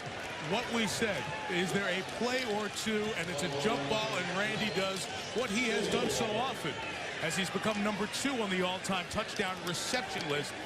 Go up and get a jump ball. Randy finally got a step on the coverage, and Brett Favre threw a rainbow that dropped from the sky. A perfect throw for his 500th touchdown pass. Congratulations. Ryan Longwell's extra point. And after picking up 3 first downs the whole game, they had 4 on that drive to make it a 5-point deficit. Well, it's 3rd and 16. And the New York Jets are going to blitz and leave Randy Moss one more shot at one-on-one coverage. I'm shocked that they blitzed and gave Moss this opportunity on 3rd and 17. It's a great throw. Moss got outside position on the release. He got a step, but Brett Favre makes a sensational throw. But pressure on 3rd and 17 in this situation, I'm shocked. Don, the key is the arc. That ball just dropped down. A few earlier throws, Favre was throwing him a little bit flat. Watch this ball just drop out of the sky like the raindrops have been dropping all night, right into the hands of Randy Moss. And you don't think this guy's excited? 500th career touchdown pass. I'll tell you who's excited is the Minnesota Viking defense. They just got rejuvenated, and they know now, hey, if we get one stop, we got Brett Favre, we have Randy Moss, and we don't want to forget about Peterson either. But this Viking sideline is recharged. One play can do that for you in a tight football game. It's the kind of pass we've come accustomed to seeing Moss catch and Favre throw. Those types of plays. From deep, Brad Smith choosing to take it out. And with big room, Smith past the kicker. And down the sideline, Brad Smith. Inside the 20-yard line. Smith, who had the 106-yard kickoff return against the Colts last year, almost duplicated the feat. An 86-yard kickoff return. Is there anything this guy can't do? He can run, he can throw, he can catch. And what a big kickoff return this is for the New York Jets. And what an amazing job by Mike Westhoff's kickoff return team. There was a huge seam. They gashed the Vikings cover team, and what an alley to run for Brad Smith.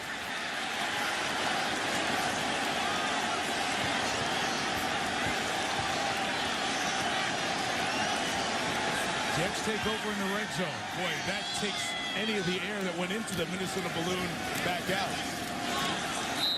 Tomlinson with the game for about a yard. So that Favre moment that electrified the Vikings sideline, the perspective on it here. Only 3 guys in the 300 club. Peyton Manning, France Arkenton, who was traded and returned back to the Vikings, and Elway. Marino's the only one in the 400 club now, as Favre moves from that to the highest, if you will, rent district, throwing touchdown pass number 500, and going to greet Randy Moss. First time they have connected in their very first game together. Sanchez with a response to Braylon Edwards. Terrific coverage by Cedric Griffin, the guy who tore his ACL in the NFC Championship game last year. Second game back. They've gone to Braylon Edwards several times down the field. That time another dummy count. They see single coverage. Braylon Edwards against Cedric Griffin. Ball's up in the air, and Griffin is a big corner. They like Cedric Griffin. They're thrilled to have him back. Remember, he had a horrific knee injury in the NFC Championship game. Big third down. After a good start, Sanchez, one of his last 8.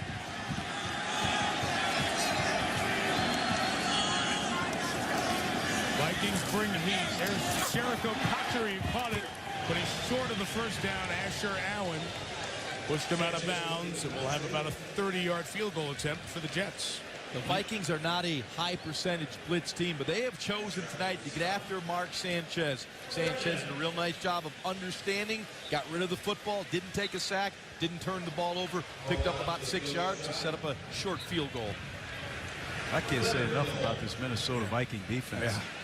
They've given up some yards. They've given up a few plays here and there, but they've been put in some tough positions by their offense. Once again, a key stop. 31-yard attempt for Nick Folk. 5 for 5 is all the Jets scoring. And it's an 8-point New York lead with a minute left here in the third quarter. Let Brett Favre hang around. You let him hang around, he's going to make a play. Well, we see Moss there with the one glove on the face mask, not the trademark 2 that he usually has. Talk about Randy Moss and coming back to Minnesota. Remember his first 7 years, he and Chris Carter, what a 1-2 combo. His first year in Minnesota, they had the best scoring offense in the National Football League. He scored 90 touchdowns. Then 2 really lost years with disappointing Oakland teams that won a total of 6 games. He comes to the Patriots. His first year there was the big splash, the 16-0 season, the record offense with Tom Brady, and all those touchdowns he produced. As the trade happened, you kind of remember Randy, when he arrived in Minnesota and arrived in New England, was part of 2 of the best offenses of all time that never won the Super Bowl. The 15-1 Vikings that lost the championship game, 16-0 Pats that got to the Super Bowl and lost to the Giants. Question now is what kind of an impact can he have on Minnesota? And that was a little bit of the instant impact on the last drive, Ron. Well, there's no question. He's the kind of guy you just got to keep feeding him the football. When you get the opportunity, he's going to make a play. He's an amazing, amazing wide receiver. You think he's just not showing up, and all of a sudden, here you get the opportunity, comes up with the big play for the Vikings. Lead is 8. Harvin's going to have to run up and get this short kickoff at the 17. Trying to crack through that seam, and he goes to the 36-yard line and brought down there as the post-play pushing and shoving.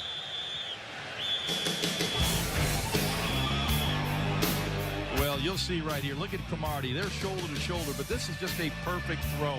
Cromartie's in good position right there, and he has no chance to make a play. Again, it's the rainbow kind of throw. A little jostling here, but look at the vision. And that ball just drops right into his hands. Almost knew where the ball was coming, kind of shielded Cromartie a little bit so he couldn't make that contact and get his jump where he could knock the ball away. That's a coy wide receiver understanding how to play a defender when the ball's in the air. Cromartie right back over here to cover him from the 35-yard line. Favre and the Vikings. Peterson turned the corner. Adrian Peterson takes it to the 36-yard line for a big Minnesota game. And look at Brett Favre. He is jacked up. Adrian Peterson gets the corner. It's a nice job by Shanko on the point of attack. This big guy can run. That's all he did in the offseason was work on his speed, if you can believe that. Why? I think he's pretty fast. Peterson with a 30-yard run. He was 11 carries for 33 yards to that point. But that big one puts the Vikings at the 35 of the Jets as we get to the fourth quarter. So after a sleepy 2.5 quarters, this thing wakes up. A little excitement for the fourth. Jets by 8 on Monday Night Football.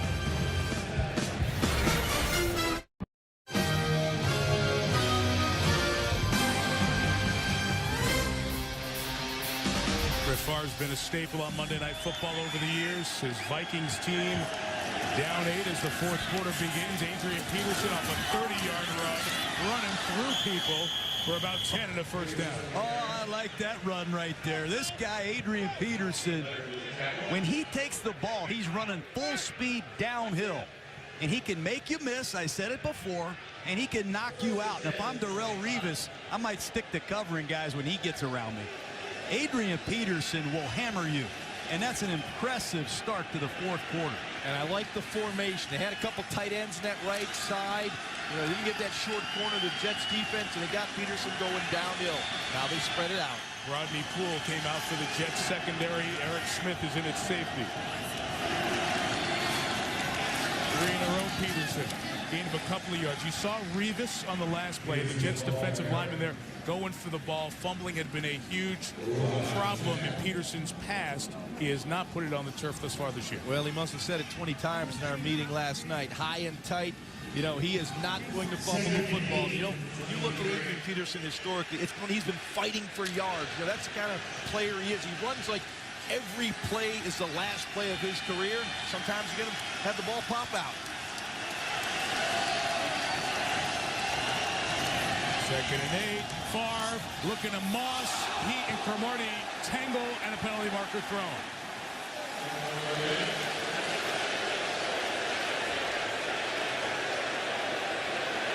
That one could go either way. Pass interference. Number 84 of the offense. 10-yard penalty. Still first down. Second down. You'll see it right here. Once again, Moss on the matchup with Cromartie. The ball's in the air, and he just pulls him down. Easy call for the officials, but you know what? Sometimes you never know what these pass interference calls. Yeah, but you tell your wide receiver, look, if you don't catch it, you make sure he doesn't catch it. And that ball clearly gave Randy Moss no chance. He became the defender there. Costly penalty, but it's better than giving Cromartie a chance to make a play. Rodney Poole back in. The starting safety for the Jets was out a couple of snaps. Second down and long. Third down and longer. Mike DeVito and Sione Boua there on the play.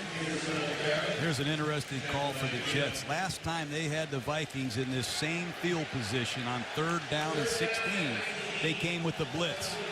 I'd be surprised if they came with significant pressure here. Big call. I would never be surprised from Rex Ryan. He's an aggressive dude, man. He's going to attack. That's how he plays the game.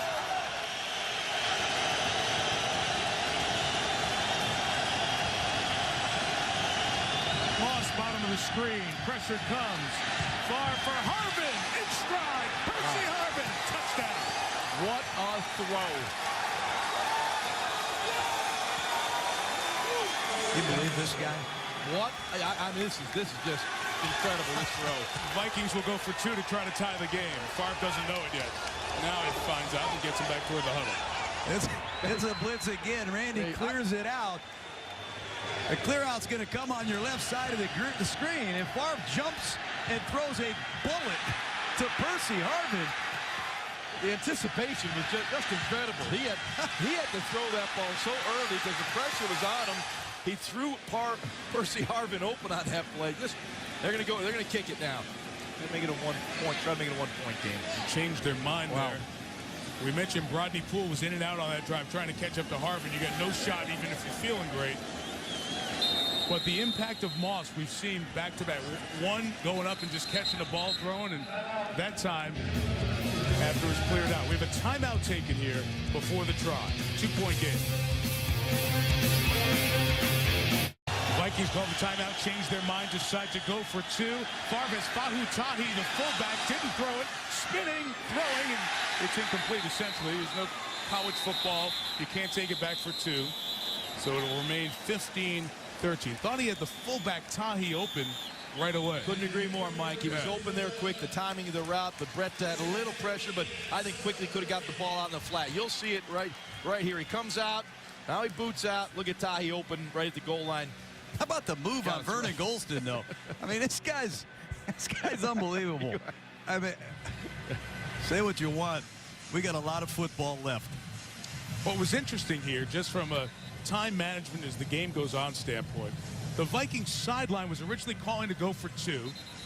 Then they decide to go for the extra point. The play clock hadn't started yet, and then they'd stop it, take time out to come back and go for 2 and don't get it. So it's a wasted time. It's a wasted timeout with that question and indecision there. So keep that in the back of your mind. They're down a timeout for the rest of the quarter. Now, this Viking team did nothing for almost 3 quarters, and look at this. It's 15-13, right in the thick of this thing. Just incredible turnaround. Brett Favre, Monday night. Oh, you blitzed Brett Favre on 3rd down. What did I 16, tell you? What did I tell you? What did I tell you? You don't listen to me. Well, that guy's got he's still 501 touchdown passes. All right. They hit a 3rd and 17 for the Moss touchdown, a 3rd and 19 for the Harvin 34-yard touchdown. Big kick return a moment ago for Brad Smith. Big hit this time on Brad Smith by Onatolu. Kenny's become a very good special teamer, the linebacker they brought in 2 years ago. Here is what has completely turned around a dormant Minnesota offense. You're just tuning in. 3rd and 17, pressure comes. Moss, touchdown pass, 500 for Favre. 3rd and 19, pressure doesn't get there. Harvin with Revis and Poole trying to chase and unable to accelerate together. Touchdown 501. Vikings go for 2 and miss. 2-point lead, New York.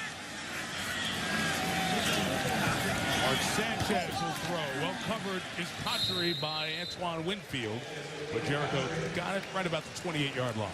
It's time now for this Jets offense to calm this thing down. You know, their defense is reeling a bit right now.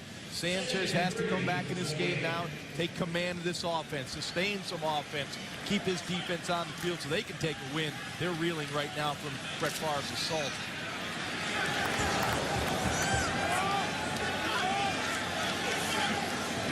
Jared Allen, the sack master, continues to be quiet.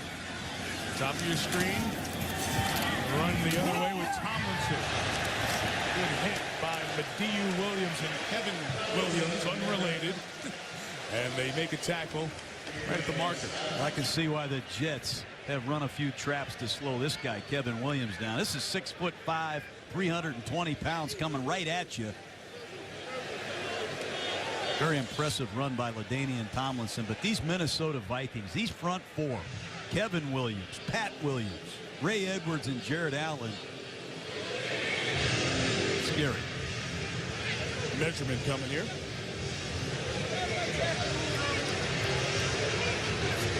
A little short from our vantage point.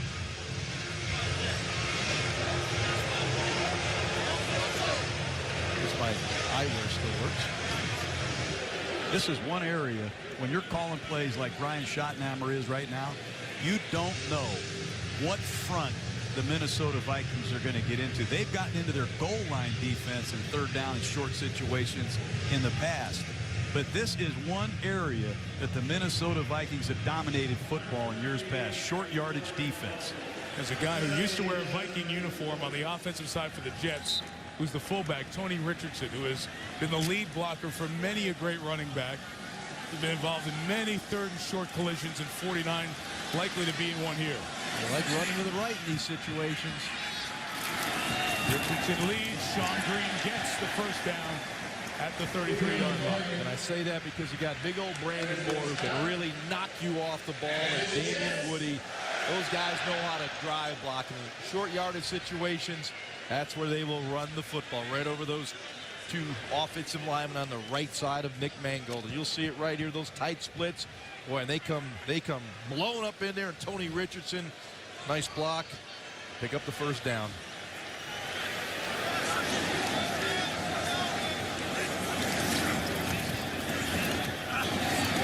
Keller, 39. D. Williams first, Asher Allen second. Tackle.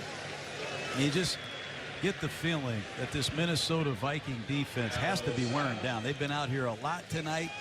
They just don't give up big plays. They're sure tacklers, whether they're in their base defense or their nickel defense. They've done a nice job tonight, not giving up any real big plays to this explosive Jet offense. Well, that's what they do. They play that cover two defense. They don't give up a lot of big plays, and they rally to the football.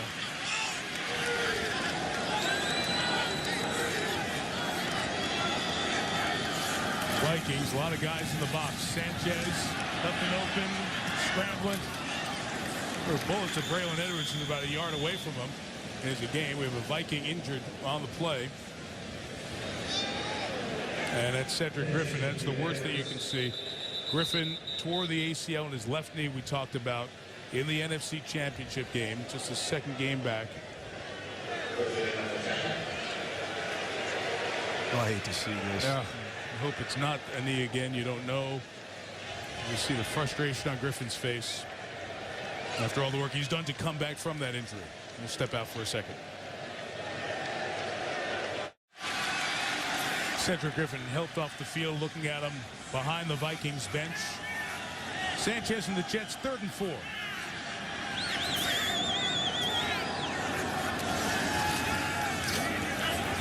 Comes back to the middle off the hands of Keller. It was high, as Sanchez has not been as accurate here. Might have been deflected up front. Kevin Williams jumping up. And the Jets will punt it away with 9:40 to go. Yeah, and Sanchez has really struggled in his second half. He only has 5 completions for a total of 15 yards. And the ball has been getting away on him just a little bit. Got away with a couple that had potentially interception written all over them. Rick Camarillo back. Steve Weatherford to kick. To a good punting night, Weatherford. 53 yards, fair caught by Camarillo at the 8. Favre, Moss, and Harvin have hit the last couple of drives. Vikings back in it, down 2 on the field. Circumstances different here tonight as Favre goes for his 20th win, trying to equal Dan Marino for the most in the history of Monday Night Football. Adrian Peterson cuts it up a yard short of the first down. Of course, there is the story of the NFL investigation with Favre and Michelle Tafoya and Chris Mortensen reporting earlier today that Ryan Longwell, the Vikings kicker, shared thoughts, and he's been a longtime teammate of Favre, of Brett, with a very emotional statement to his teammates before the game, or at their meeting this morning. How he was apologizing for the distraction he may have caused and promised to come out and play as well as he could. Wasn't there for 3 quarters of the whole offense, but they kicked it in here late third and into the fourth. Peterson's running's been a big part of that too, with the Jets called to it. Loss of a yard. Sean Ellis leading the 3rd down charge coming up. That's a nice job by the Jet defense, setting the edge. They're going to come right at you. Again, the stretch play to the outside. Very good job by Brian Thomas, the outside linebacker, setting the edge, forcing that ball back inside where his friends are. 3rd and 2. Just took Shanko and put him in the backfield. Boy, John, you're right. Brian Thomas was outstanding. Jets didn't allow a 3rd down all week last week against Buffalo. Good part of this game tonight, but Minnesota has picked up the last 5. A bunch of Favre passes, and there Peterson with a run for the first down to the 23-yard line. When you can reverse out and hand the ball to Adrian Peterson, and you got guys like Steve Hutchinson generating this push, but watch Peterson enter the line of scrimmage and just move the pile for a 5-yard run and a critical 3rd down conversion. It's nice to have Steve Hutchinson to run behind in a key 3rd down. He's only been to 7 straight Pro Bowls. Halfway through the 4th. Play action. Shot for Moss with Cromartie covering.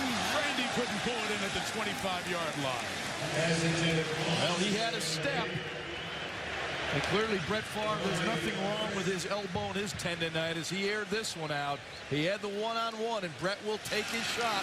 Little stutter go right there. And once Moss gets a step on top, Brett's going to let it go. Needed to throw that ball a little bit more to the outside, and he had it. Brett got everything he had into this one. 60 yards in the air. An almost shot. Moss comes out of the game. Bernard Berrien replaces him.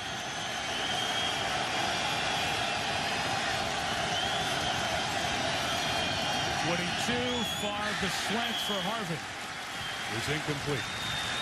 What's happening now, the offensive line is starting to get a little bit of a rhythm for what Brett Favre is doing back there.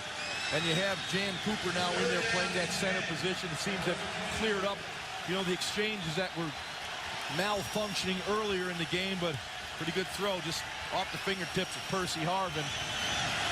The Jets have put their speed package out here. They've got pace at the top of the screen, Jason Taylor at the bottom, Trevor Price and Ellis inside. They're going to rush 4 and get after Favre. They bring another one for pressure. Favre down the seam. Harvin could not convert, and the Vikings are stopped on 3rd down. Well, that's one Brett Favre wants back. Percy Harvin right down the seam. He's in the slot. And Brett just underthrew this ball. He knew it the minute it left his hand. He had the middle of the field open, just not an accurate throw.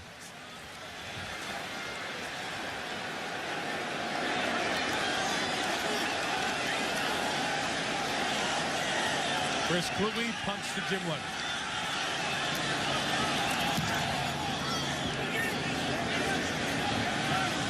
Kick was 45. Fair caught by a frustrated Leonard who thought he had a chance to run with it a little bit.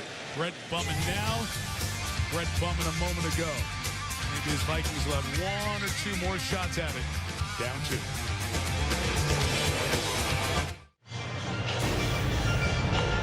What's up, Stuart Scott with you. Sports Center next in the GMC postgame report. All the highlights and analysis and all the postgame interviews. Brett Favre, Randy Moss, all of them. Mark Sanchez, plus another baseball playoff is in the books. Mike? Okay, Stuart, thank you. See you guys then. Cedric Griffin injured on the last drive for the Vikings. Right knee injury. His return doubtful. Asher Allen is playing corner at the top. Braylon Edwards came down and threw a big block. Tomlinson, he got hit. Boy, there were 4 massive collisions for a gain of about a yard. What a play by E.J. Henderson, the middle linebacker of the Minnesota Vikings. I mean, this play has a chance to get outside, but watch E.J. Henderson launch himself to try to turn this play back. This E.J. Henderson had one of the most horrific injuries late last season I've seen. To see him back playing at this level, very exciting for the Minnesota Vikings. You got to love this guy. Well, he actually tried to punch the ball out, flying through the air. 7 to 9 for Mark Sanchez. Caught by Braylon Edwards across midfield for the first down into Minnesota territory. That's a confident throw by Mark Sanchez.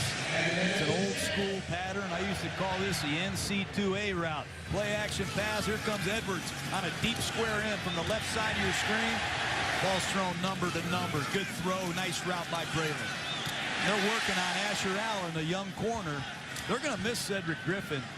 They're already without Chris Cook, their second-round draft choice, and Asher Allen is a primary target of the Jets tonight. Longest pass play of the half takes the Jets to Viking territory. They give it to the guy coming around finally. Grant Smith lost a yard. Jared Allen been staying home. Makes the play with Madieu Williams. Asher Allen did an excellent job right there. Maybe they're going after him in the passing game, but he played the run very well. Number 21, Asher Allen, coming in, did not get fooled by the reverse right here. Now you see him close on Brad Smith. Trips him up, and Cotry almost with a block in the back. Nice effort by Jared Allen. Pursuing. It's frustrating. You've been seeing that guy coming around all night as the fake. Yeah. Now I can finally actually hit you. That ghost. I'll get the ghost. Allen's got a half dozen tackles tonight. Sanchez quickly to Cotchery. Allen tackles him on the sideline right at the first down mark with 5 minutes to go. Well, you talk about processing information. That's what Mark Sanchez did very quickly. He knew he had the isolation route one-on-one because the blitz was coming. And one area Sanchez has improved dramatically from a year ago is throwing to his left. That is majestic timing with the wide receiver. Come on. John. You got to love that. He's finding Asher Allen. That's what he's doing. There's nothing majestic about it. Find 21 when it's single safety and throw at him.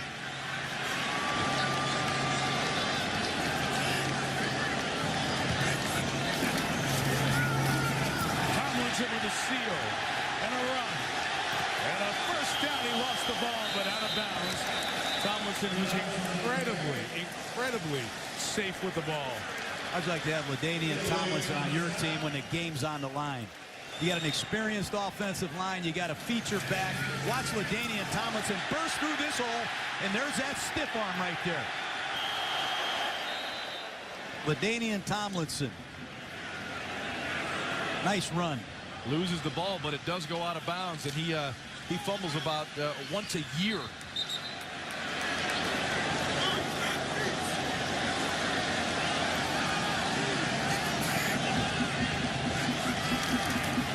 Some confusion as the clock has been running or not. Sean Green says, take this. Touchdown, Jets.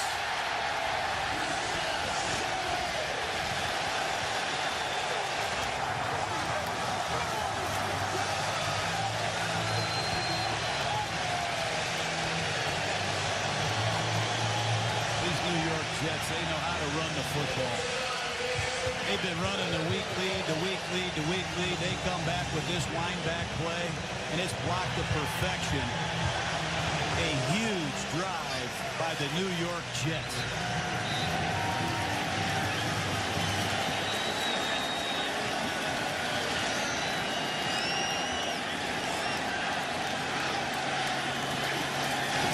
Nine-point Jet lead. This is when you question going for the 2 points early in that fourth quarter. Well, here's the wind back. Take a look at the flow's going to start to the left. Both the fullback and the tailback are going to start to the left, and they're going to bluff over here and set this block up for the fullback. But this play starts to the left, and Tomlinson's going to wind back behind his fullback, John Connor, the Terminator. That is as well blocked as I've ever seen. Sean Green. That's the first rushing touchdown this year for Green, who went over 100 yards against Buffalo, and LaDainian Tomlinson, who is also over 100 yards last week against the Bills, has seen this Jets rushing offense against a very good Minnesota defense put up 154 rushing yards. Well, LaDainian Tomlinson, Tony Richardson, they're mentoring this kid, Sean Green.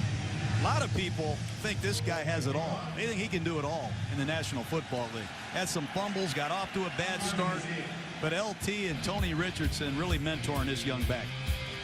And they've shared the carries pretty much evenly.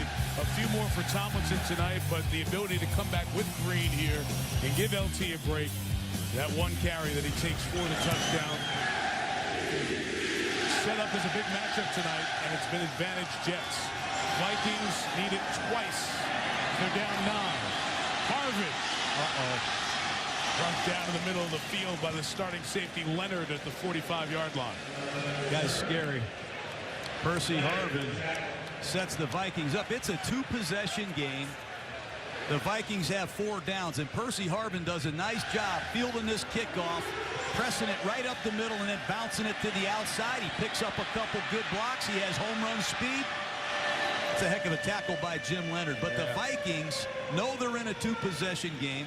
They have 4 downs. They'll go 4 down, 4th down, and the field goal isn't necessarily out of the equation right now. That's why the 2-point conversion is so critical. I'm of the belief you don't go for 2 unless you have to. If they kick the extra point, this would still be a 1-score game. From the 44, Favre in trouble, and he's sacked. Big hit. Ellis was holding him up. Calvin Pace finished him off. Going to go no huddle here with time dwindling in Jaws. In addition to going for 2 instead of 1, they also burned a timeout because they didn't know what they were doing. Magnified now. Jets rush 5. Favre jump ball into the backfield. Peterson in the open field. To the 38-yard line, Adrian Peterson, gain of 21. The awareness of Brett Favre is just incredible. Some of the plays he makes, there's pressure on him. He just has a feel that Adrian Peterson's going to be checking down, and he just drops it down to him for the first down. Well, Randy can't play in the 2-minute drill for good reason. He probably just got here, and he doesn't know the entire playbook. Favre throwing down the middle. It should be, let's see. It looked like the contact came early. No pass interference flag on Brodney Poole as he was covering Shanko. John, you're talking about the playbook for Randy Moss. It's pretty much his playbook is a go route. Let's take a look at it. Shanko on a basic cross. What? Yeah. A little bit early. That's got away with one there. That's a penalty. Oh, yeah, I agree with you. I agree. Brodney Poole got him there real early. Well, you'd love to see Moss in this situation, but the plays, they probably haven't been practiced or rehearsed enough. Far from the 39. Throwing and getting open. Greg Lewis out of bounds at the 6. This guy's amazing. He looks down the hole, he pumps down the hole, and allows Greg Lewis to uncover. Well, you don't get pressure on Brett Favre. He looks like he's looking at his throwing elbow, but Greg Lewis beats Revis right here. I don't know if Revis has help over the top or not. It looks like he does. But no pressure on Brett Favre. He finds time. He makes a perfect throw to Greg Lewis, who stops the clock. Plenty of time left in this game. Remember, Lewis had the big touchdown in his first Viking game to beat San Francisco. And there's the shot you were alluding to, John. Favre with the tendonitis in the elbow, grabbing at it. Yeah. Penalties again. Shanko. They're going to call this on Taylor. Maybe. You always want with a conversation. Who caused the other to happen? Which action was the causing action? False start. Number 81 the offense. 5-yard penalty remains first down. You know, these penalties, but Jason Taylor is doing a nice job baiting both Brian McKinney and Shanko, and Randy Moss has entered the huddle.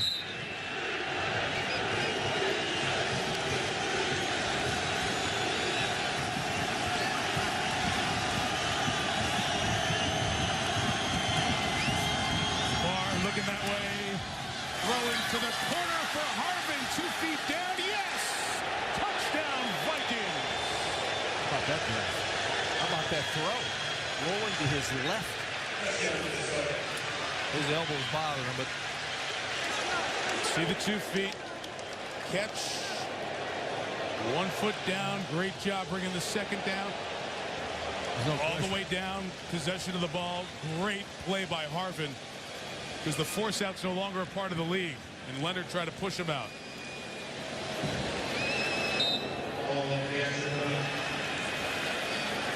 Great stuff.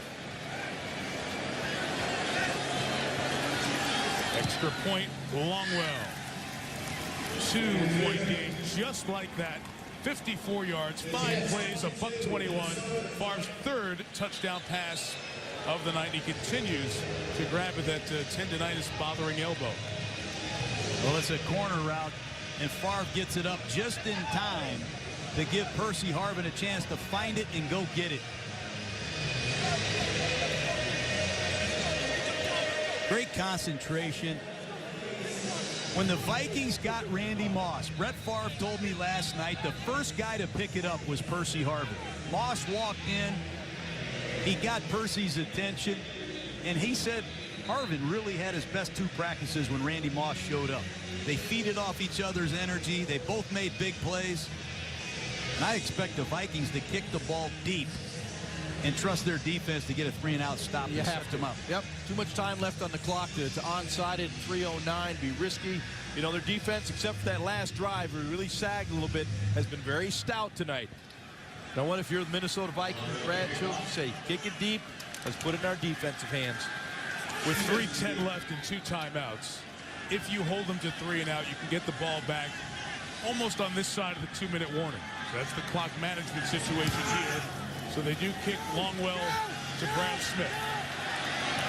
From the 3, brought down There you go. at the 22-yard line. How about Brett Favre in the second half? Quiet in the first half, quiet in the third quarter, and he just exploded. 3rd and 17, he lays it right in there to Randy Moss, new ball game. Then it's the Percy Harvin off his back foot, a bullet.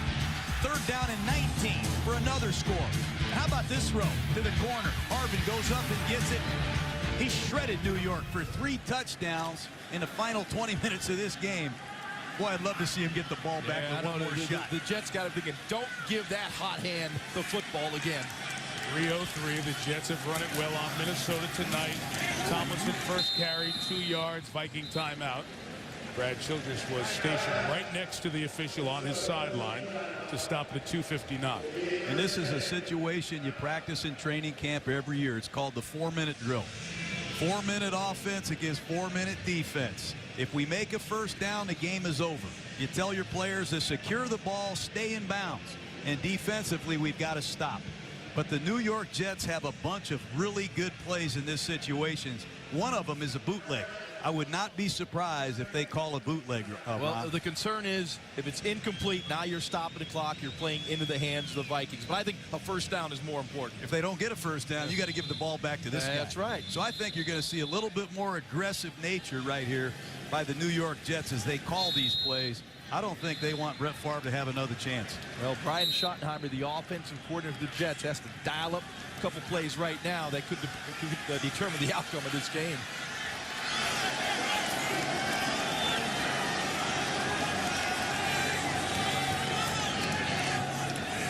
Will throw. Caught for a big first down by Santonio Holmes at the 35-yard line. That's a gutsy call. Gutsy Quick throw. They go after Lito Shepherd. Cedric Griffin's out of the game. They go right at his replacement.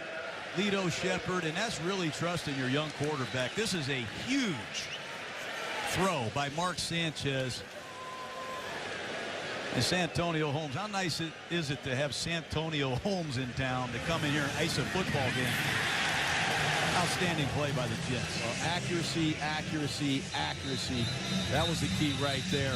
Good position by Lito Shepherd, but the ball was in perfect position where he could not go through Santonio Holmes.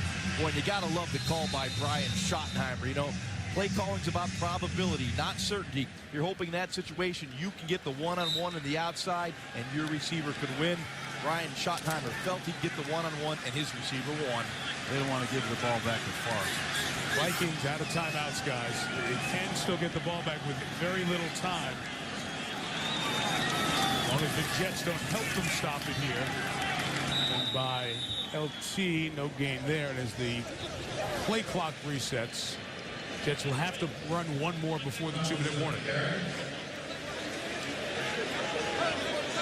That time the Jets ran the wind-back play, the same run they scored on earlier with Sean Green. Vikings played a different front, and they rejected that.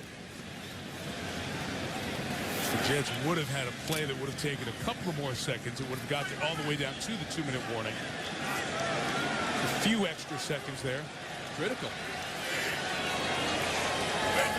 Second and 11, a play where you can throw because of that 2-minute warning, except if that happens, incomplete, and that buys them a timeout. If you're going to do that, you got to run that play clock all the way down to the very end to ensure that you stop it at the 2-minute warning. So that's a clock management F on that play. Wow. Wow. Terrible. An errant throw right now. Boy, you can see this just got away from Sanchez. Now, forget that. Yeah, I agree on that. I mean, but yeah. Clock management, you don't need to know football to manage the clock. And that's a no-brainer. You just gave them a freebie. Hard to understand, and you watch games every week where guys screw that up royally. My goodness. 3rd and 11. Sanchez in trouble. Launching just to get rid of it. High and incomplete. And it will be 4th down at the 2-minute warning. And Brad Childress says, thank you very much for allowing us more time with Brett Favre, Randy Moss, and the ball. 2-minute warning at the Meadowlands.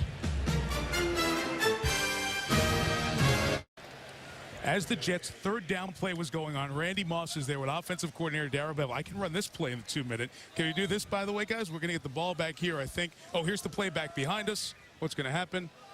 All right. It's incomplete. Now, awesome? Let me get back to my play. He wants to play in this drive right here. He's just trying to get a couple plays, and he knows what to do on. Weatherford hunting. Camarillo fair catch, 49 yards. Ryan Longwell is a good kicker. He can make a 50-yarder. He's got a great long leg. So can Brett Favre get him down the field about 45 yards without a timeout? Well, here comes Randy Moss. They're going to have Greg Lewis in the ball game with Percy Harvin. They'll have 3 receivers. It'll be interesting to see if the Jets continue to blitz. I have a feeling you're going to see some 4-man rushes. 2 deep zones with man underneath, Jaws. And Brett Favre has 4 downs and plenty of time. Anything but a sack, and the Vikings, they're in good shape. Well, Brett will work the middle of the field if he's going to get any opportunity to do that, because he'll get Percy Harvin. With about 50 yards from field goal range, shot to Moss right away. Blanketed by Cromartie, 2nd down. And they came with the heat, John. I love the call right there by the Vikings, right out of the gate. That's why you made the trade to get Randy Moss. He's iced games before with playmaking at the end of football games. It's bump and run, man-to-man. There's no help over the top. And once again, Antonio Cromartie is finishing the night one-on-one with Randy Moss at crunch time. I love this game. Look at that matchup. Timeout taken by the Jets. Jets timeout. Jets timeout.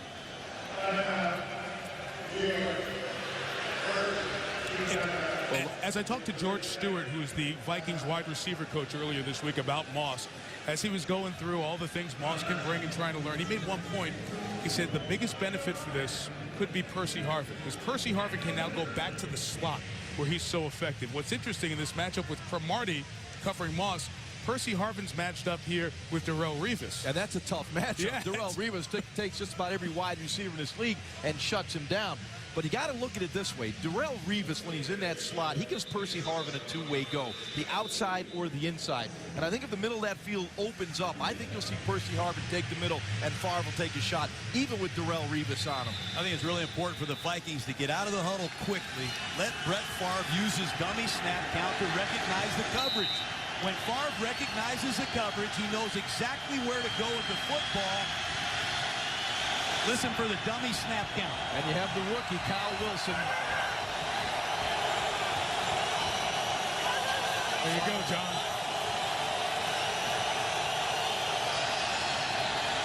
Favre's got time. Oh, the defender Revis fell down. Harvin had a ton of room, and they couldn't connect. Third down with 1:38 to go. Oh, I think that's the ball game right there. Favre uses a dummy count. He sees the blitz. The blitz is picked up. And Harvin starts inside on an arrow route, just throws Revis out of the way. You can't see this back home, but this could have been a 40-yard game. Yeah. There's nobody left but Percy Harvin. It could have been a touchdown. There's nobody back there unless Camardi comes off Moss and makes a play. With 2 plays to get a first down. They are out of timeouts. All out.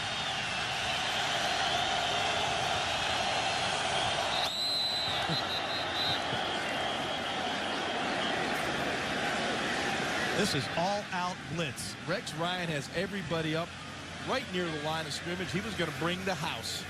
Encroachment, number 92 defense. 5-yard penalty. Still third down. You've been talking about the hard counts in Favre, and that's Sean Ellis, who was a teammate of Favre, said, we heard that in practice during 08. We were ready for that. Not there. Oh, Brett sees the all-out blitz coming. Look at that middle, wide open. And he can't wait to lob this ball down to the post. 3rd and 5, they've got 2 downs.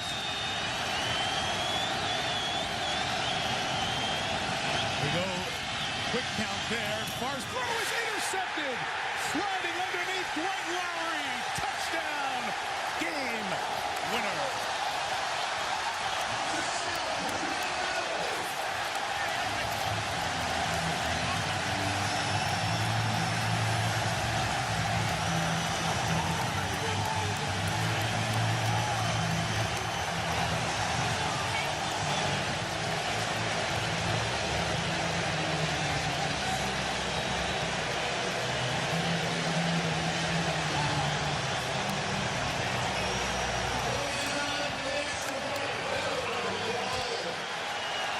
On a night, Favre threw 3 touchdowns, 3 turnovers, 2 fumbles. He set the all-time record for fumbles by a player. And the man who's throwing the most picks throws a pick 6 to Lowry. Folk makes it a 2-possession game. Dwight Lowry's moment in the sun, his first career NFL touchdown. What a play. The Vikings have a tight slot, and you'll see Lowry covering Greg Lewis, who's going to run a little option route right here.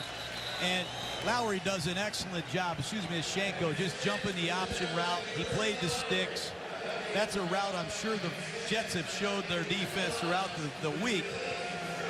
Little option route to Shanko on 3rd and 5 to pick up the first down.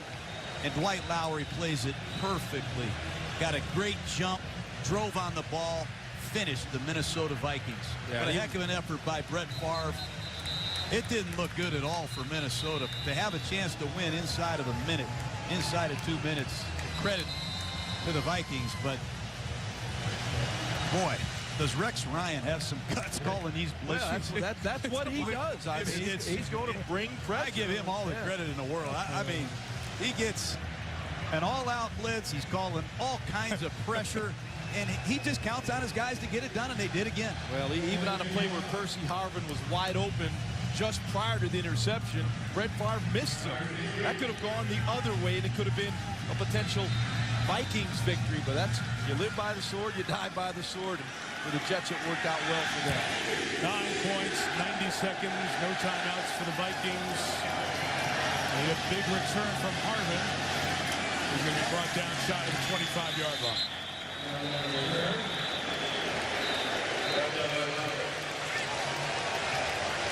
So with Minnesota trailing by 9 and no timeouts, The Vikings are on the doorstep of 1-3. And who would have thought that the game next week in Minneapolis would be a pair of 1-3 teams?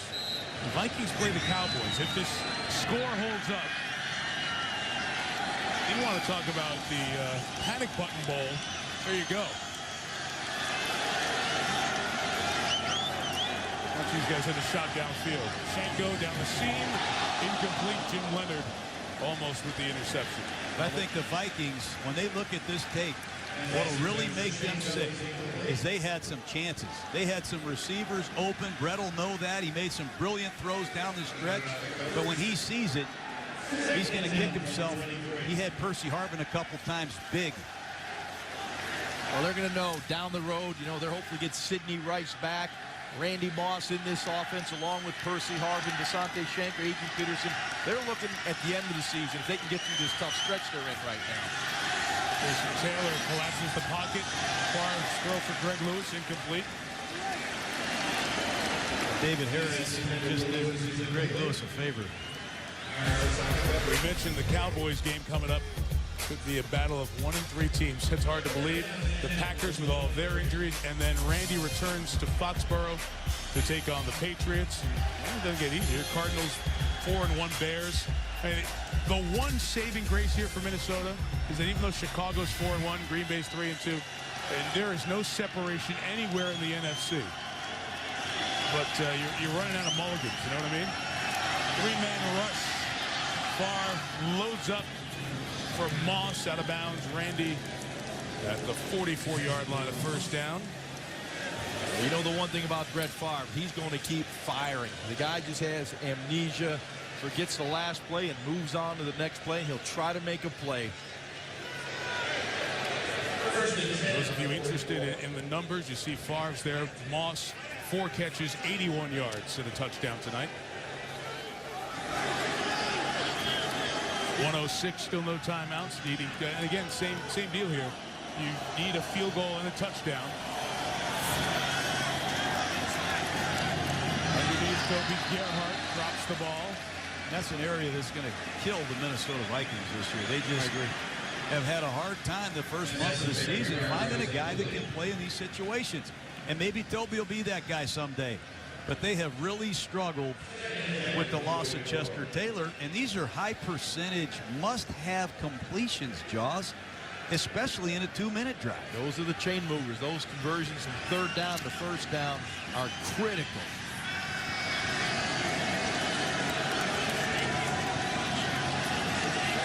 Two deep safeties.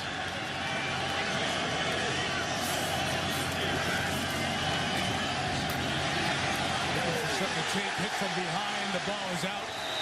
As Favre gets crunched by Jason Taylor. Minnesota recovers, the clock rolls.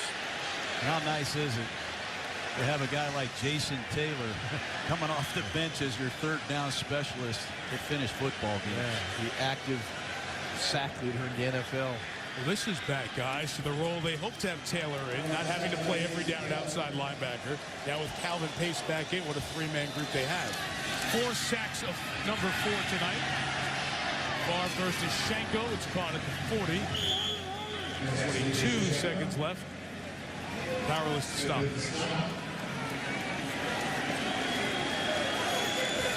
Great competitor, this Brett Favre. You know, he'll heave it to the end zone. Yeah, and he'll take a shot. That's the way he plays the game. I love it. Peterson, it's incomplete here with a couple of seconds left. Well, the Jets are going to move to 4-1. They go to Denver and they get their week off, so the Jets are in pretty good shape. We all get to reconvene in Jacksonville for Jacksonville and Tennessee. Battle of first-place teams currently in the all 3-2 AFC South. That'll be next Monday night. John and I will be working hard on the game all week. Jaws is off on a book tour. Thank you. Jaws has his new book about all the games that changed the game. Games that change the game. And, hey, down the road, maybe this will be one of them. Yeah. Some great stuff about Rex's dad, Buddy Ryan, and that. Final play for fantasy points, amongst other things. Incomplete. And it ends there. 29-20. He has a lot of credit. These two teams went at each other for 60 minutes. There's some great players right there. Jason Taylor, Brett Favre. What a warrior this guy is. A bunch of Hall of Fame talent on the field on a night when the game was not played crisply. Moss's debut, his 4 catches, 81 yards, 1 touchdown. But one of the big stories will be the turnovers, 3 by the Vikings, and in a rainy night, none by the Jets, as they tie an NFL record 4 consecutive games without a turnover.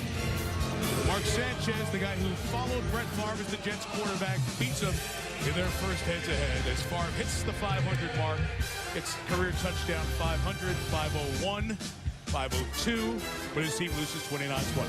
With Jaws, John, Susie Culver, Mike Tirico, this has been a presentation of ESPN, the worldwide leader in sports. SportsCenter's next. See you next week in Jacksonville. ESPN thanks you for watching this presentation of the National Football League.